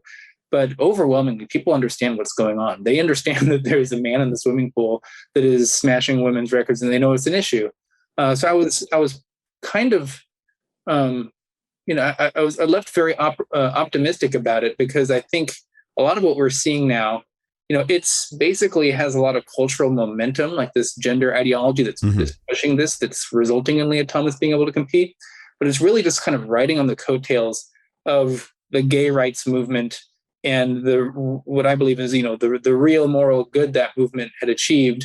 People are, they associate these rainbow flags and all of the different pride flags and things with everything that's good and moral in the world. And that association is hard to sort of diminish over time, but people are starting to understand, they're being more likely to speak up.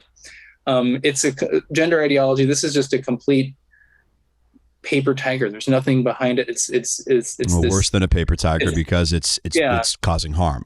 It's completely vacuous. Exactly. It's causing harm. I guess maybe paper tigers. It's completely vacuous. It has no actual moral component. They're not. Yeah, I think as Rogan said on your interview, he says, okay, if this is progress, what are we progressing towards?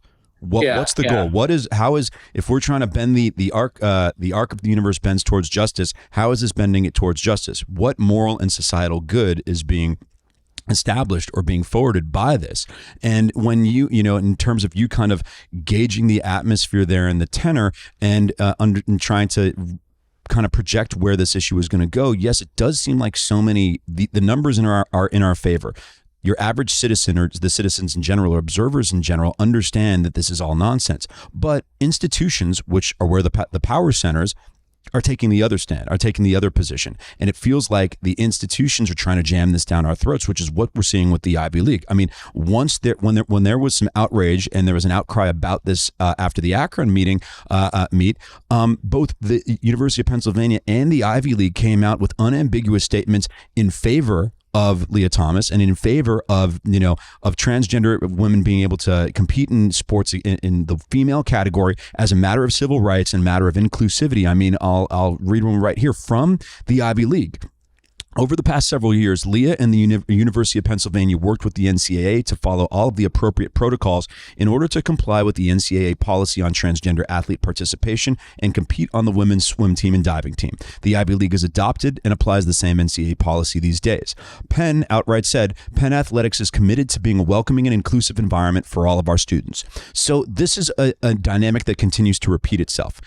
Your normal citizen, the people, observe something that is wrong, that is nonsensical and makes no sense whatsoever, and speak out against it. But then the institutions that get to make the rules they ignore that, they dismiss that, and they stick with whatever everybody observed. They do not respond to the criticism or the outcry whatsoever. In fact, they try to pose themselves as the resistant or the fierce defenders of freedom and civil rights in the face of malicious hate from people. And that's what kind of came up this week with one piece, I think it was NBC News published, equating Lia Thomas to Jackie Robinson. And the Ivy League and University of Pennsylvania here is sitting trying to pose and preen as the Los Angeles Dodgers in 1940 whatever, breaking the color barrier in baseball, and that this is a civil rights issue and we're just all hateful bigots. I mean, this is insanity.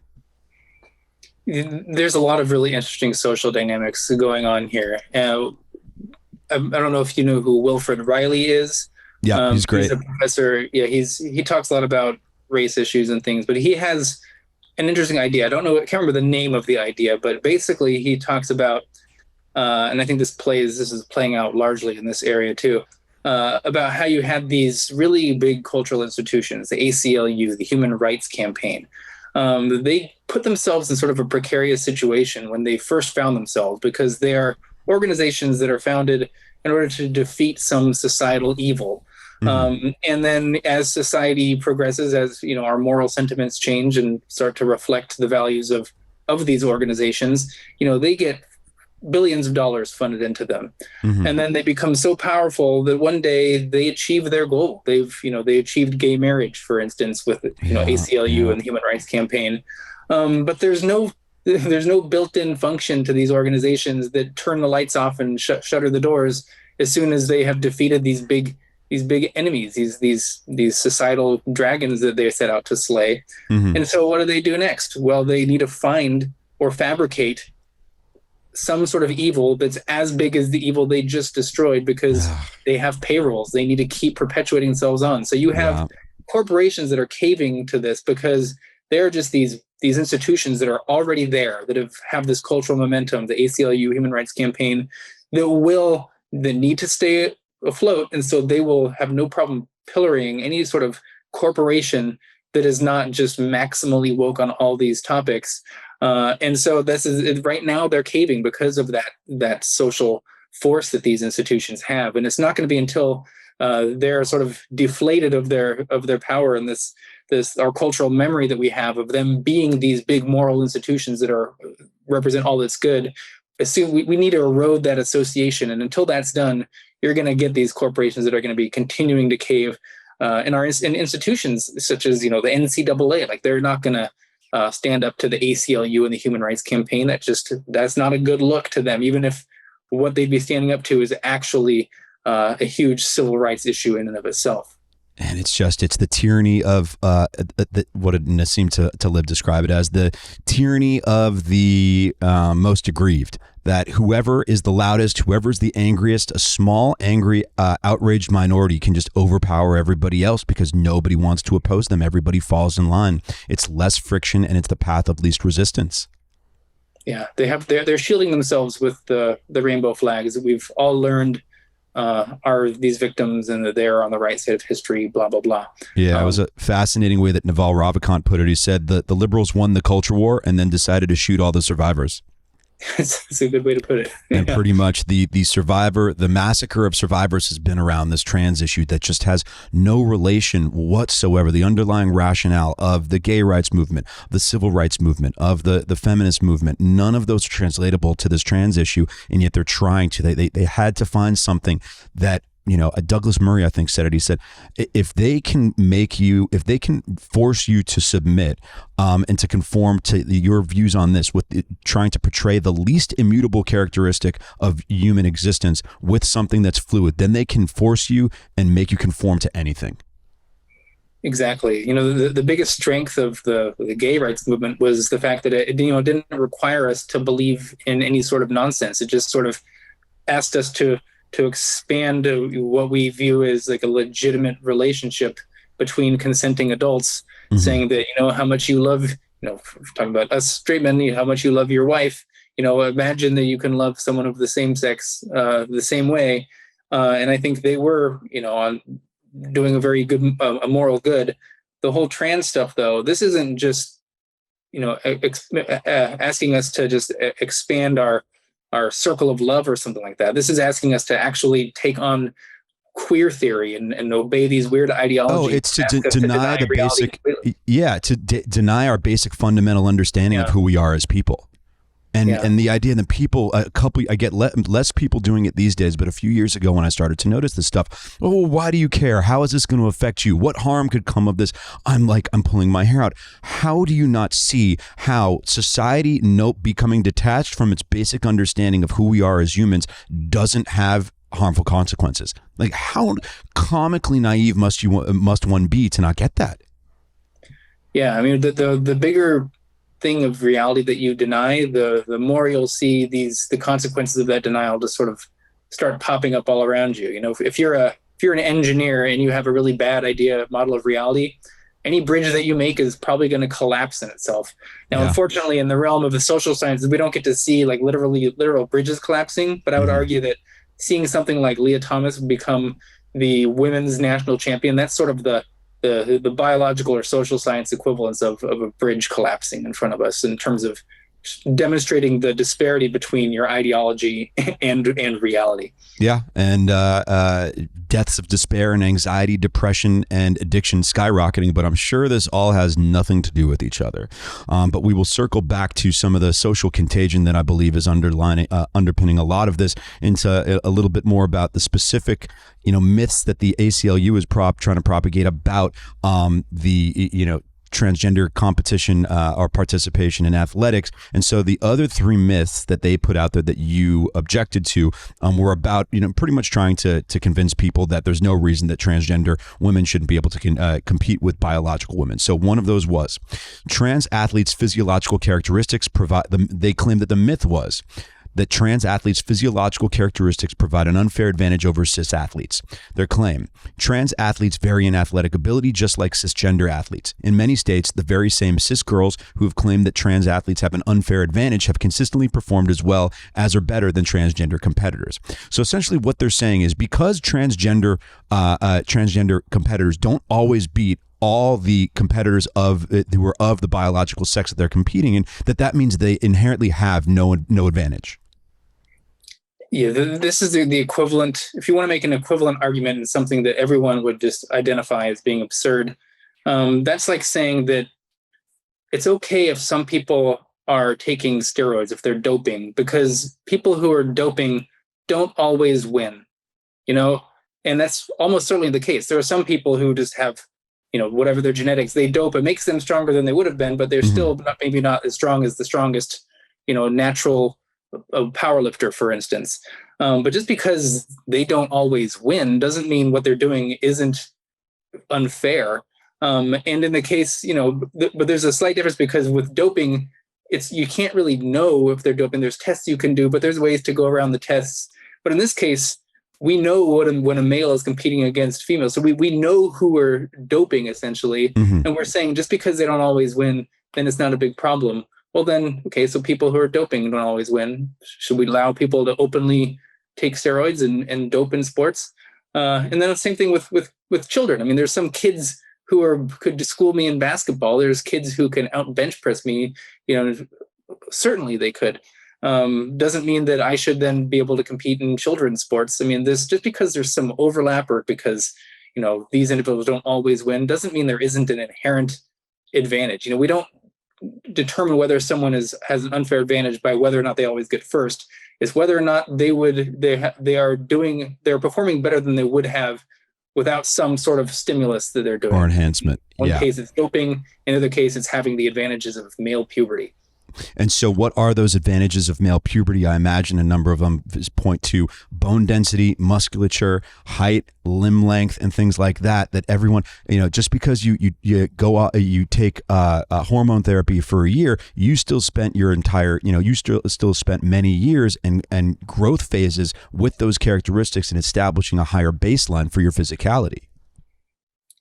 There's this talking point that the only reason that males are more, stronger than females is because of the active levels of circulating testosterone. And if you just lower them, then, a woman is essentially just a hormone level or something. But what that ignores is mainly it ignores that it's not just active levels of circulating testosterone. That certainly does matter for how strong you are, but it's not the whole picture. What gives males most of the advantage isn't the current levels of testosterone. It's the history of testosterone that has morphed our bodies from adolescent boys into adult men, that have made us taller, that has made our bones bigger, made our tendons bigger, made us able to carry more muscle on our frames. So it's past testosterone that matters more than present testosterone. That's being completely left out of the picture. And if you just lower your testosterone, that doesn't make your hands smaller, doesn't make your limbs shorter, doesn't make you shorter. There's plenty of things that are not reversed with just lowering testosterone levels. And so let's look at the standards for athletic competition. I mean, the NCAA has been reconsidering in light of the Lia Thomas controversy. I believe the USA Swimming just came out with new guidelines. The measurement for that would be required for a transgender swimmer to compete against biological females is 5 nanomoles per liter threshold for 36 months. Is that correct? Yeah, I think that's the new rule that they have. So essentially, are they saying that, as long as you have existed with below a certain testosterone level for now 36 months, as opposed to Lia Thomas with 12 months, that all of a sudden, okay, now it's fair. That's the threshold, that's the standard, and all those inherent or built-up advantages that you mentioned just a moment ago can be negated or reversed? Yeah, and we know that this policy is not even based in evidence. We have 2 review papers in the 2 largest sports medicine journals in the world, so the Journal of Sports Medicine and the British Journal of Sports Medicine, that have looked at all the studies that have done longitudinal studies. So you can actually look at causality. That's when they measure them at one point in time and then follow up again, measuring after hormone suppression, looking at the effect of hormone suppression of up to over 3 years of time. And it has been shown in these papers, and they both corroborate each other. The first author of one of these papers is a trans woman herself. So, it's not just a bunch of anti-trans people making these papers and studies. And they show that after even 3 years, there's only a minimal reduction in the overall strength of these athletes. And it only closes this large gap by about 5% of the male advantage. But it's really silly that we're just going to keep chasing down let's lower the testosterone level, let's lower it, because, if trans women came in and started, still beating people, we'd say, maybe let's lower can we lower it down to 0? That's irrelevant. The testosterone level doesn't even matter. We're essentially just not letting trans women compete because when they win, it's a problem, but when they don't, it's not. No, it's a problem even when they don't win. 100%. We need to stop just dragging this little goalpost over, because it does sort of give something to the other side of this debate of they're just, they're only changing the rules when we win. This is a rule made for Lia Thomas or something. No, the rule should be no males in female sports. Where we can have these interesting policies is when we're talking about actual intersex athletes, and where do we want to draw the line with some really very rare intersex conditions where they want to be included in female sports. There's legitimate arguments to be had there, but the argument shouldn't be whether a trans woman should be able to, because again, there's no ambiguity there. The advantage is clear. Yeah, and Colin, you know what the really interesting and really flagrant hypocrisy is they want to claim that sex is not identifiable through a singular biological characteristic, yet they do when it serves their purposes to justify trans athletes in other sports. They do want to make it a singular measurement of one hormone or just testosterone. So it can be determined by a singular variable when it serves their purposes, but not when it doesn't serve their purposes. Yeah, or at least they try to whittle down male advantage to a single variable, even though it's nothing. It's no singular thing. It's not like males aren't just advantages by how much testosterone they have, or how tall they are, or how much upper body strength. Those definitely matter. But the differences between any one of those metrics, while it can still be pretty large, it doesn't tell the whole story, because when you're playing sports, you're not just getting an advantage because you're tall or because you're stronger. It's really all of these things that combine into an athlete. When you take the sort of multivariate aspect of the male advantage on all these different axes, the advantage is so much larger than any one single metric of advantage would lead you to believe. And this also is manifested at the top end of any performance spectrum, right? That in pretty much any athletic competition or physical activity, as you get to the top end of performance, at elite performance, there are pretty much zero women. Right? The fastest people in the world are all men. The strongest people in the world are all men. The best tennis players, the tennis player with the fastest serve, the top, however many, is always all occupied by men. So at the highest level of performance, we can see the inherent physical advantage to being a male. Exactly. A lot of people, I think, have this view of male advantage of not being that big because when they went and grew up in high school, or they're looking at sort of the average person, and everyone kind of knows a really athletic girl who was able to run faster than the boys, or was stronger than a lot of their male friends or something, or who was taller than most of the boys. And so there's this sort of everyday look around you. Oh, the difference doesn't seem to be that stark. But when you actually, as you point out, when you're talking about like the top 0.01% of a distribution on any trait, even a very small differences in the mean between two groups can be essentially make it so at the very tail end the distribution at the extremes, there's essentially only representative of one sex up there. So if you have a 10% difference in strength overall between males and females, if you look out at the tail end, you're not going to see any women out there who are the top, powerlifters in the world. This is why you don't see any women who are playing in the NBA, even though there are no rules that say women can't play in the NBA. It's just not feasible. It's not practical. It's skimming from the tippity top distribution, where there just simply aren't any females out there. Yeah, and the strangest thing is we have this in all measurable and quantifiable form through track and field. I mean, for instance, Allison Felix in 2017, she was the 400-meter world record holder at 49.26 seconds. Over 15,000 times in 2017 did men or boys run a 400-meter dash in a faster time. 15,000. Okay. And she was the female world record holder. And just the numbers on this are so, this, once again, this reality is right in front of people's faces. As you put it, this is reality's last stand to try to get people to acknowledge these things that we have known to be truths for generations and for centuries. And yet there's this movement based on God knows what to deny this. And so one other way that this kind of pops up, if we're trying to think about how did this come about, what were the catalysts and what does it trace back to? And one notion that you got in trouble for at Penn State was referencing this as social contagion. And so social contagion, I'd love to hear your thoughts on it in definition, but essentially is behaviors, emotions, and conditions that spread through networks and peer groups caused by peer influence. Essentially that in a digitized world, that certain group identities became trendy, or that more people were exposed to, and that one of those was trans, as we'll get to in a more specific example on the website Tumblr in a second, and that this social contagion spreads, and that's why all of a sudden the British National Health Service in 2018 sees references for child gender dysphoria increase about 4,000%. And no, I'm not exaggerating. The increase was 4,000%. And that was 2018. So could you imagine what the increase, tracking back to the early 2010s would be now in 2022? So maybe you could tell us a little bit about social contagion and the extent to which you believe it plays into these issues. Yeah, so I'm not like a huge expert on social contagion or anything like that, but it is a phenomenon that takes place.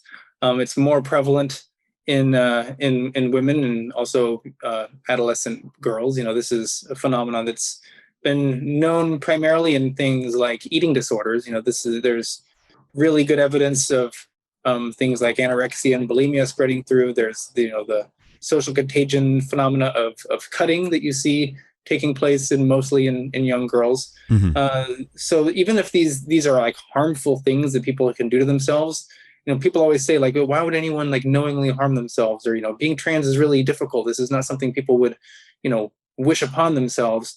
Well, we have a culture where it sort of rewards a lot of these victim narratives. There's sort of it's seen as maybe like a hip thing to do. Lisa Littman, who is a researcher, I think at Brown University, I could be wrong exactly on that, but she did a study that was looking at a phenomenon that she called rapid onset gender dysphoria, which was a new phenomenon of how gender dysphoria is being expressed in children these days. The earlier version of gender dysphoria, what had been diagnosed in the past, was this really early onset, kids that are 2, 3, 4, from a very young age, saying that they feel like they're born in the wrong body. They have this cross-sex identity super early. This is not what we're seeing now with that 4,000% rise. What we're seeing mainly is these adolescents, these 10, 11, 12, 13-year-old kids that are saying suddenly, with no history of cross-sex, gender non-conforming behavior, they're just all of a sudden announcing like a non-binary or a transgender identity. Yeah. And this is a completely new pathway to being trans, but our medical institution hasn't really caught up, and they're not identifying this as anything new. They're just treating these new cohort as though they were this original cohort that had a very low instance of not becoming trans anymore, of desistance. And so Lisa Littman showed that a lot of these trans identities sort of run in social circles, that if a big predictor of whether or not a kid claims to be trans is how many friends do they have that are claiming to be trans. This is a phenomenon that we've known for a long time. We're incredible social organisms, maybe even the most social organism on Earth. And it's interesting how a lot of these activists, they're willing to give so much credence to the power of socialization on almost every topic you can imagine. But when someone like me or Lisa Littman says maybe social influence is occurring on this phenomenon too, which is very clear, like it should be working, all of a sudden it's off the table. Yeah, about someone claiming that their mind is telling them that something that conflicts directly with physical reality. Who knows? What does that have to do with the social sciences, or with outside peer pressure or desire to belong? And also with the posing the question of why would someone choose to go through this? Well, if someone's already coming from a difficult place, they're looking for explanations. Right. And so if they're wondering, why am I confused about my life? Why am I having so much trouble? Okay, well, if I have this condition, then addressing this condition can be the solution to all of it. Yeah. And there's also a complete redefinition of what it means to be trans based around, stereotypes of biological sex and whether or not you identify with the social roles and expectations that society, expects of you based on your sex. I mean, that used to be, we used to dismiss people who did that as being sexist and just saying, oh, if you're a woman, you should be able to behave masculine if you want to, if that's what you want to. And feminine boys are just that, it's just variation. But now we're literally saying that if you're an effeminate boy, like you're actually more female or more of a girl than if you're super masculine. And that's just incredibly toxic. And I thought we'd moved away from that. But that's what kids are defining as being trans now, just being gender non-conforming in general, which is kind of applies to everyone, because no one's the G.I. Joe or perfect Barbie. Everyone is sort of this mixture. So by definition, like I'd be considered non-binary because I'm not like Randy Macho Man Savage, masculine on every single axis. And who is? Exactly. So that's what's happening now. Kids are being told that if they don't like the social roles that are commonly expected of masculinity, then they're non-binary, which is a subset of trans. And hey, maybe you need to have hormones or something to bring your body in alignment with your, oh my God, your mind. It's completely insane. And completely a radical biological transformation of who they are as human beings, and society has to essentially modify and accommodate its norms and customs for that, and that subjective belief now that nobody can oppose that. Nobody can stand on the side of biological reality. And I mean, I think that's we need people to understand, and I feel like a lot of people have difficulty articulating why this is troubling, as you put it in Reality's Last Stand, but why focus so much on this particular issue? So what if some people are wrong about the nature of biological sex? Because in my view, this may be Reality's last stand. If this undeniable fact that biological sex is real can be denied en masse, this means we have lost our collective tether to reality and we become hostage to chaos. Lost our collective tether to reality and we become hostages to chaos. I think that's perfectly put. If you could elaborate on that and where the many ways and you find this troubling and where it manifests itself in other ways in society. This is something I talked to Rogan a lot about, because he kept bringing up, like, where's this going? Yep. And, I told him that I thought, I called my website Reality's Last Stand because, I don't know where it can go after this. If this is a topic, this is like the low hanging fruit. I see it, of being able to get it right. We should be able to say that males and females are real. This is just one of the most objectively true things, I think, I would say as a biologist, but I think if any human being has, one eye and at least two brain cells to rub together, this is just like this plain observation of reality. Yeah. And if we can't even just get this plain observation of stark reality correct, or if we're afraid to talk about this plain reality, and I don't know. Dangerous. I don't know what else is there. I mean, once this levee breaks, is there any other one? Are there what other levees are there? I just see. Most topics are much more complex than this. And if we get this one wrong, how are we supposed to get things on like climate change right, or foreign affairs, or anything that is just mind-boggling more complex than like, hey, males and females, these are real categories and it matters in certain contexts. Like, that's all I'm saying. I'm not some, some genius coming from on high, with this complex theory. This is pretty boilerplate stuff. Yeah, I mean, why do we have the Enlightenment? To understand that we need to have collective truths and objective understandings based in reality and the scientific theory. Why? And instead, let's just go toss the fucking Enlightenment out the window like we never had it. No such thing as humanism, and we slip back into superstition and hysteria, which seems to be the path that we're on right now, based on the reaction from what you saw at the NCAA championships, maybe. And it does seem like there is a big outcry and response that it had to be shoved in people's faces. People had to see the kind of craven kind of spiritual ugliness of what's going on with Lia Thomas just clearly beating all these female teammates who have worked so hard and kind of celebrating it. And sorry, I mean, I'm supposed to have sympathy for this person, but they were completely arrogant and insensitive to other people's needs, and that they, and dismissive of the fact that they're using, it's like watching a steroid cheat celebrate their victories like they're not using steroids, like they're the victim, or even that they're the victim. And it's kind of gross. Yeah, it's hard to, during the protest, we did our best to not even make this about Lia Thomas, to not even make this about trans athletes, because it really has nothing to do with being trans whatsoever. There was another trans athlete competing that day. His name was Isaac Hennig. Yeah, but not necessarily trans. That is simply, and this is also where do we stop when we keep on letting people subjectively and unilaterally define things that Isaac is a female, biological female, has not undergone any physical changes, hormone therapies, or anything else, just considers themselves to be a man and name themselves a man, a male name, right? Exactly. I think they've had a mastectomy, but I think that's as far as Isaac's transition has gone. But if this were about like keeping trans athletes out of female sports, then people would be protesting Isaac, who considers themselves trans. But no, we weren't even protesting Lia Thomas specifically. Basically, what people are out there protesting was the inclusion of male athletes in female sports and the rules that are allowing for that. Yeah. Lia Thomas isn't actually breaking any rules. The rules are what's absurd. The rules are allowing for this absurdity.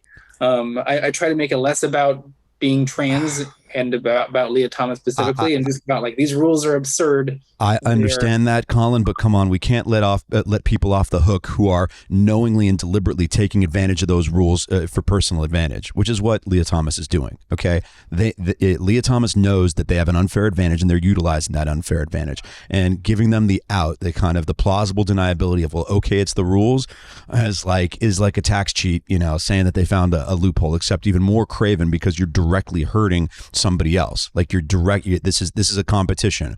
It's a zero-sum game. There's winners and there's losers, and they're using unfair advantages and taking advantage of the rules in order to win in that zero-sum game. No, I completely agree. There's a slight difference in sort of, I think, the newer generation of people who are identifying as transgender as opposed to like the Gen X people who tend to call themselves, and older who refer themselves as transsexuals. Whereas, people like Buck Angel, they refer themselves as a transsexual. Buck has no confusion about what they are biologically. Buck will say, I'm, biologically female. There's no delusion involved in what they're doing. Buck is just, but Buck just says, like, I had this anxiety. I felt better to live my life portraying myself as this and moving through society as someone who, passes as male. But our new generation, and this could include Lia Thomas, they're literally being fed lies. And to the degree, Lia Thomas could just be completely delusional about everything because they're constantly just told from however young age that, no, you really are a woman. You are all these things that you think you are. You're just like all these other girls. Like, so to the degree that they might just be completely delusional, which I think is actually, it could be the case. I again, that's sort of why I focus away from Leah, just about the rules themselves. I understand, and I understand your hesitation to do that and focus on the issue and not the person. But people have personal agency. Even Lia Thomas is not 14. They were 19 or 20 years old when they transitioned, and they need to be held accountable for manipulating or taking advantage of certain uses for personal gain at the expense of others. But and what you say about Buck Angel, who seems to be one of the more powerful and healthy voices, once again, it all matters what truth you're trying to push, right? If you're what place you're coming from. If you're coming from a place of accepting reality that this was solely a personal choice, and it's confined to that, and you're not expecting the rest of the world to buy into your truth, then that's a different story. Like, that's fine. Okay. I find little, if nothing, to criticize in that. It's trying to require and making people submit to your subjective truth in the face of reality. And it seems like we crossed that Rubicon quite a while ago, and that anyone who wants to deny it now we're trying to construct so many social taboos and consequences around it. Yeah, it's exactly what's going on. Yes, to the degree to which anyone's ideology requires, adherence to an ideology rather than just, in Buck's case, like, I'm just happy to be around Buck, and Buck's happy, and I'm glad Buck's happy, and he doesn't expect me to, make it so he's okay to compete in, whatever sport category. There's no delusion involved. I'm fine referring to Buck as a man interpersonally.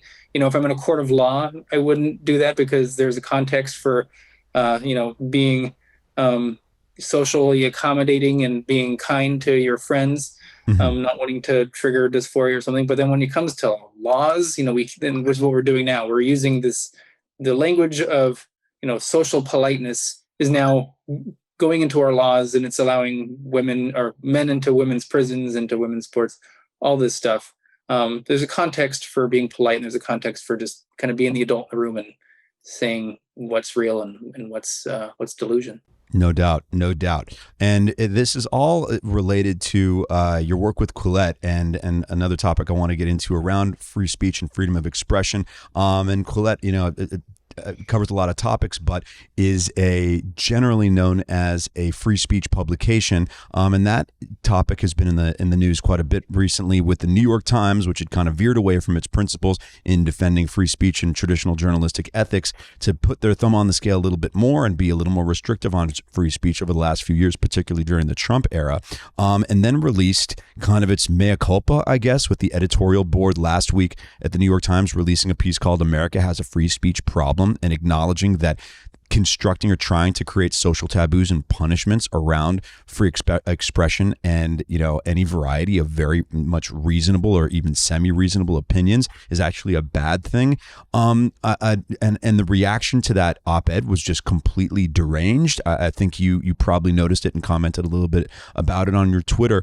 Maybe you could tell us a little bit about what animates Colette on this topic and what you observed and your thoughts on the little brouhaha on the New York Times op-ed last week.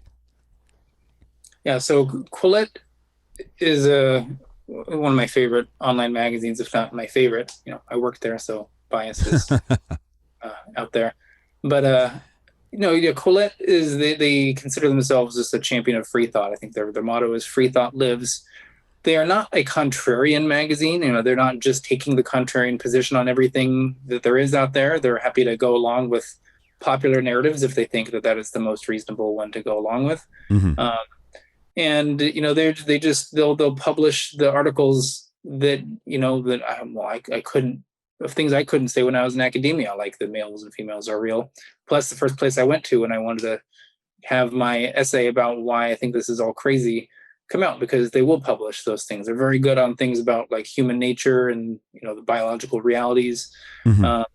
They just publish a wide range of voices that you might not, perspectives you might not always hear, but they're always very well argued. Even if you don't agree with everything that comes out of there, I would just recommend it's a great place to challenge your views on things that you might not have seen before. So Colette's really great. The New York Times, I'm really glad they actually published that. I mean, there was like a Harper's letter a couple of years ago that was sort of similar in vein, saying there's a free speech problem going on. And again, a lot of the people on the left, they freaked out, saying there's no free speech problem. Cancel culture is just accountability culture, all that stuff. Mm-hmm. So it's good to see the New York Times finally coming around saying something like that and not apologizing. Ridiculous. Yeah, and not apologizing, because that's the pattern that we've seen so often with these things, that someone will come out and say, give a perfectly reasonable assessment of an issue that they see in American public discourse, get some blowback from progressive forces that say, hey, there's a new moral sheriff in town, and then quickly revert to an apology. And even as some of the signatories to the Harper's letter did, but the New York Times seemed to stand firm. Yes, something I liked that they did in the New York Times letter, they talked about, the two different types of free speech, or the two different contexts. And, there's free speech in terms of, can the government, censor your speech, just the hardline sort of constitutional law about it. But then they also talked about sort of the cultural, as a cultural value. Like, this is something we can't just say, oh yeah, free speech, I guess, is good in this really narrow context of the government.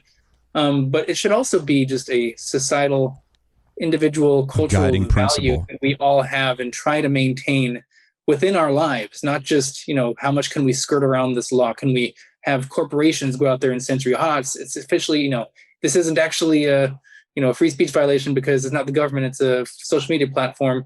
Like, this cultural trying to just like carve out these exceptions as much as possible, like that is maybe even more toxic than the government. It's exporting tyranny to the masses rather than to the government. And I think we need to have this free speech as an American value that we all feel in our bones, rather than just something that, we try to skirt around or we're trying to exploit to our advantage by suppressing free speech by any other way possible that's not officially in violation of the Constitution. That's not a society that I want to live in. Yeah. And it's not a society that you can understand truth or test ideas and find out what's right and what's wrong. The thing I want most for when I started criticizing these ideas of sex and gender is to get actual feedback. And what am I not seeing? And that's exactly what I didn't get. I just got people trying to censor me and get me fired from academia and things like that. Like that, it makes it so people can't think. Like, you need to be able to say what you think in order to think, and in order to actually have come to the right conclusion. It's no way to operate a society. It's one, unpleasant. It two, tears at the social fabric. There was, what was this piece? I referenced it on this week's episode as well. It was Kat Rosenfeld from a couple years ago with the real problem with cancel culture is that it's created, essentially we're in this surveillance state where everyone's walking on eggshells the entire time and doesn't trust each other. You can't have a society where the citizens, where communities don't trust each other for any reason because they're always worried that there's some, digital guillotine out there ready to hack their head off for engaging in wrong think or wrong speak. Yeah, the most pernicious part about the whole cancel culture debate is, it doesn't take very many cancellations in order to create this societal chilling effect. Yeah. And the thing about that chilling effect is that it's hard to get data on the people who aren't saying things, what are the data on everyone who's been canceled? You can point to people who've been canceled, but you can't say, well, how many people, aren't being canceled because they never voiced their opinion in the first place. Exactly. They show up as no data points. And so they'll say well, where are all these people? Well, it's the chilling effect made it so you won't see them, or they either got canceled and so they disappeared, or they never spoke up to get canceled in the first place. Either of those people don't show up as data points. And so they'll say something like, oh, well, everyone who's canceled got an op-ed in the Wall Street Journal. It's no, that's a very small minority of people who did that. You only heard about them because they were in the Wall Street Journal. You don't hear about the masses who were actually canceled or who never spoke up in the first place. So every time, 1,000%, every time they do an anonymous poll, the numbers are outrageous. I mean, the New York Times referenced one where a poll found that 84% of adults said it is a very serious or somewhat serious problem that some Americans do not speak freely in everyday situations because of fear, retaliation, or harsh criticism. I mean, that's pretty in plain view right there. It's listen, a society where people can't say any variety of reasonable things for fear of reprisal, that's not an admirable civilization. There's nothing that's not a thriving and flourishing community or civilization. Yet these people, once it just seems to all circle back to their desire for power, is that as long as the rules allow them the right to punish and criticize, they can get what they want. And if the rules change so that they can punish people less, that their kind of their authority as the enforcers of these new codes, when that is shaken or loosened a little bit, they're just simply less powerful. So they just want to keep the rules in place that maintain that power, which is exactly what they're accusing everybody else of doing. Yeah, it is a problem when you get certain sectors of society, certain political parties that get into power. And in this case, the left had been champions of free speech earlier, but once they get to the position of power, there are just incentives that you have the cultural momentum. Why should I give these other people the chance to speak freely? Because they can only take away what I already have.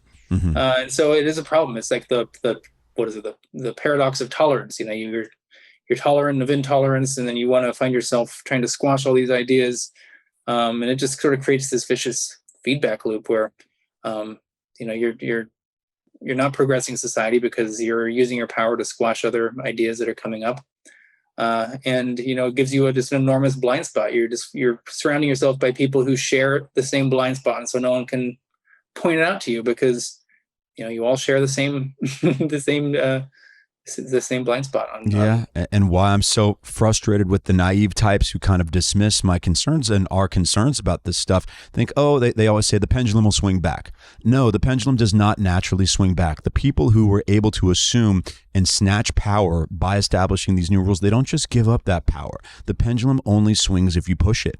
And these people are going to unfortunately need to be opposed, and it's going to be adversarial, and it's going to be at times hostile. And that's why we need people who have the courage to do so, such as yourself. And Colin, I've been an admirer of your work since day one, and was really glad when we were able to connect, and just really appreciate you coming on here today and given there's so many people out there that are noticing these topics and this situation with kind of the kind of surface absurdities of Lia Thomas and beating all these female competitors and being seen naked still with a penis in the female locker room. And they know that this is wrong and it's disturbing and it's bothersome, but they can't quite put the science and the articulation behind it. And, you really help people do that. So I cannot thank you enough for coming on here today. Really enjoyed this discussion, and have no doubt that, that we're going to be having you back on here at the Prevailing Narrative. Anytime you want. This was great. Thank you for having me on. Fantastic, Colin. Thanks again, everybody. Hope you enjoyed it. I am Matt Bilinsky. Once again, you can listen and subscribe to The Prevailing Narrative on the iHeartRadio app, Apple Podcasts, or wherever you're listening right now. Make sure to follow me on my socials at Matt Bilinsky, MattBilinsky. The Prevailing Narrative is a Cavalry audio production in association with iHeartRadio. Produced by Brandon Morgan, executive produced by Dana Brunetti and Keegan Rosenberger. For Cavalry Audio, I'm Matt Bilinsky.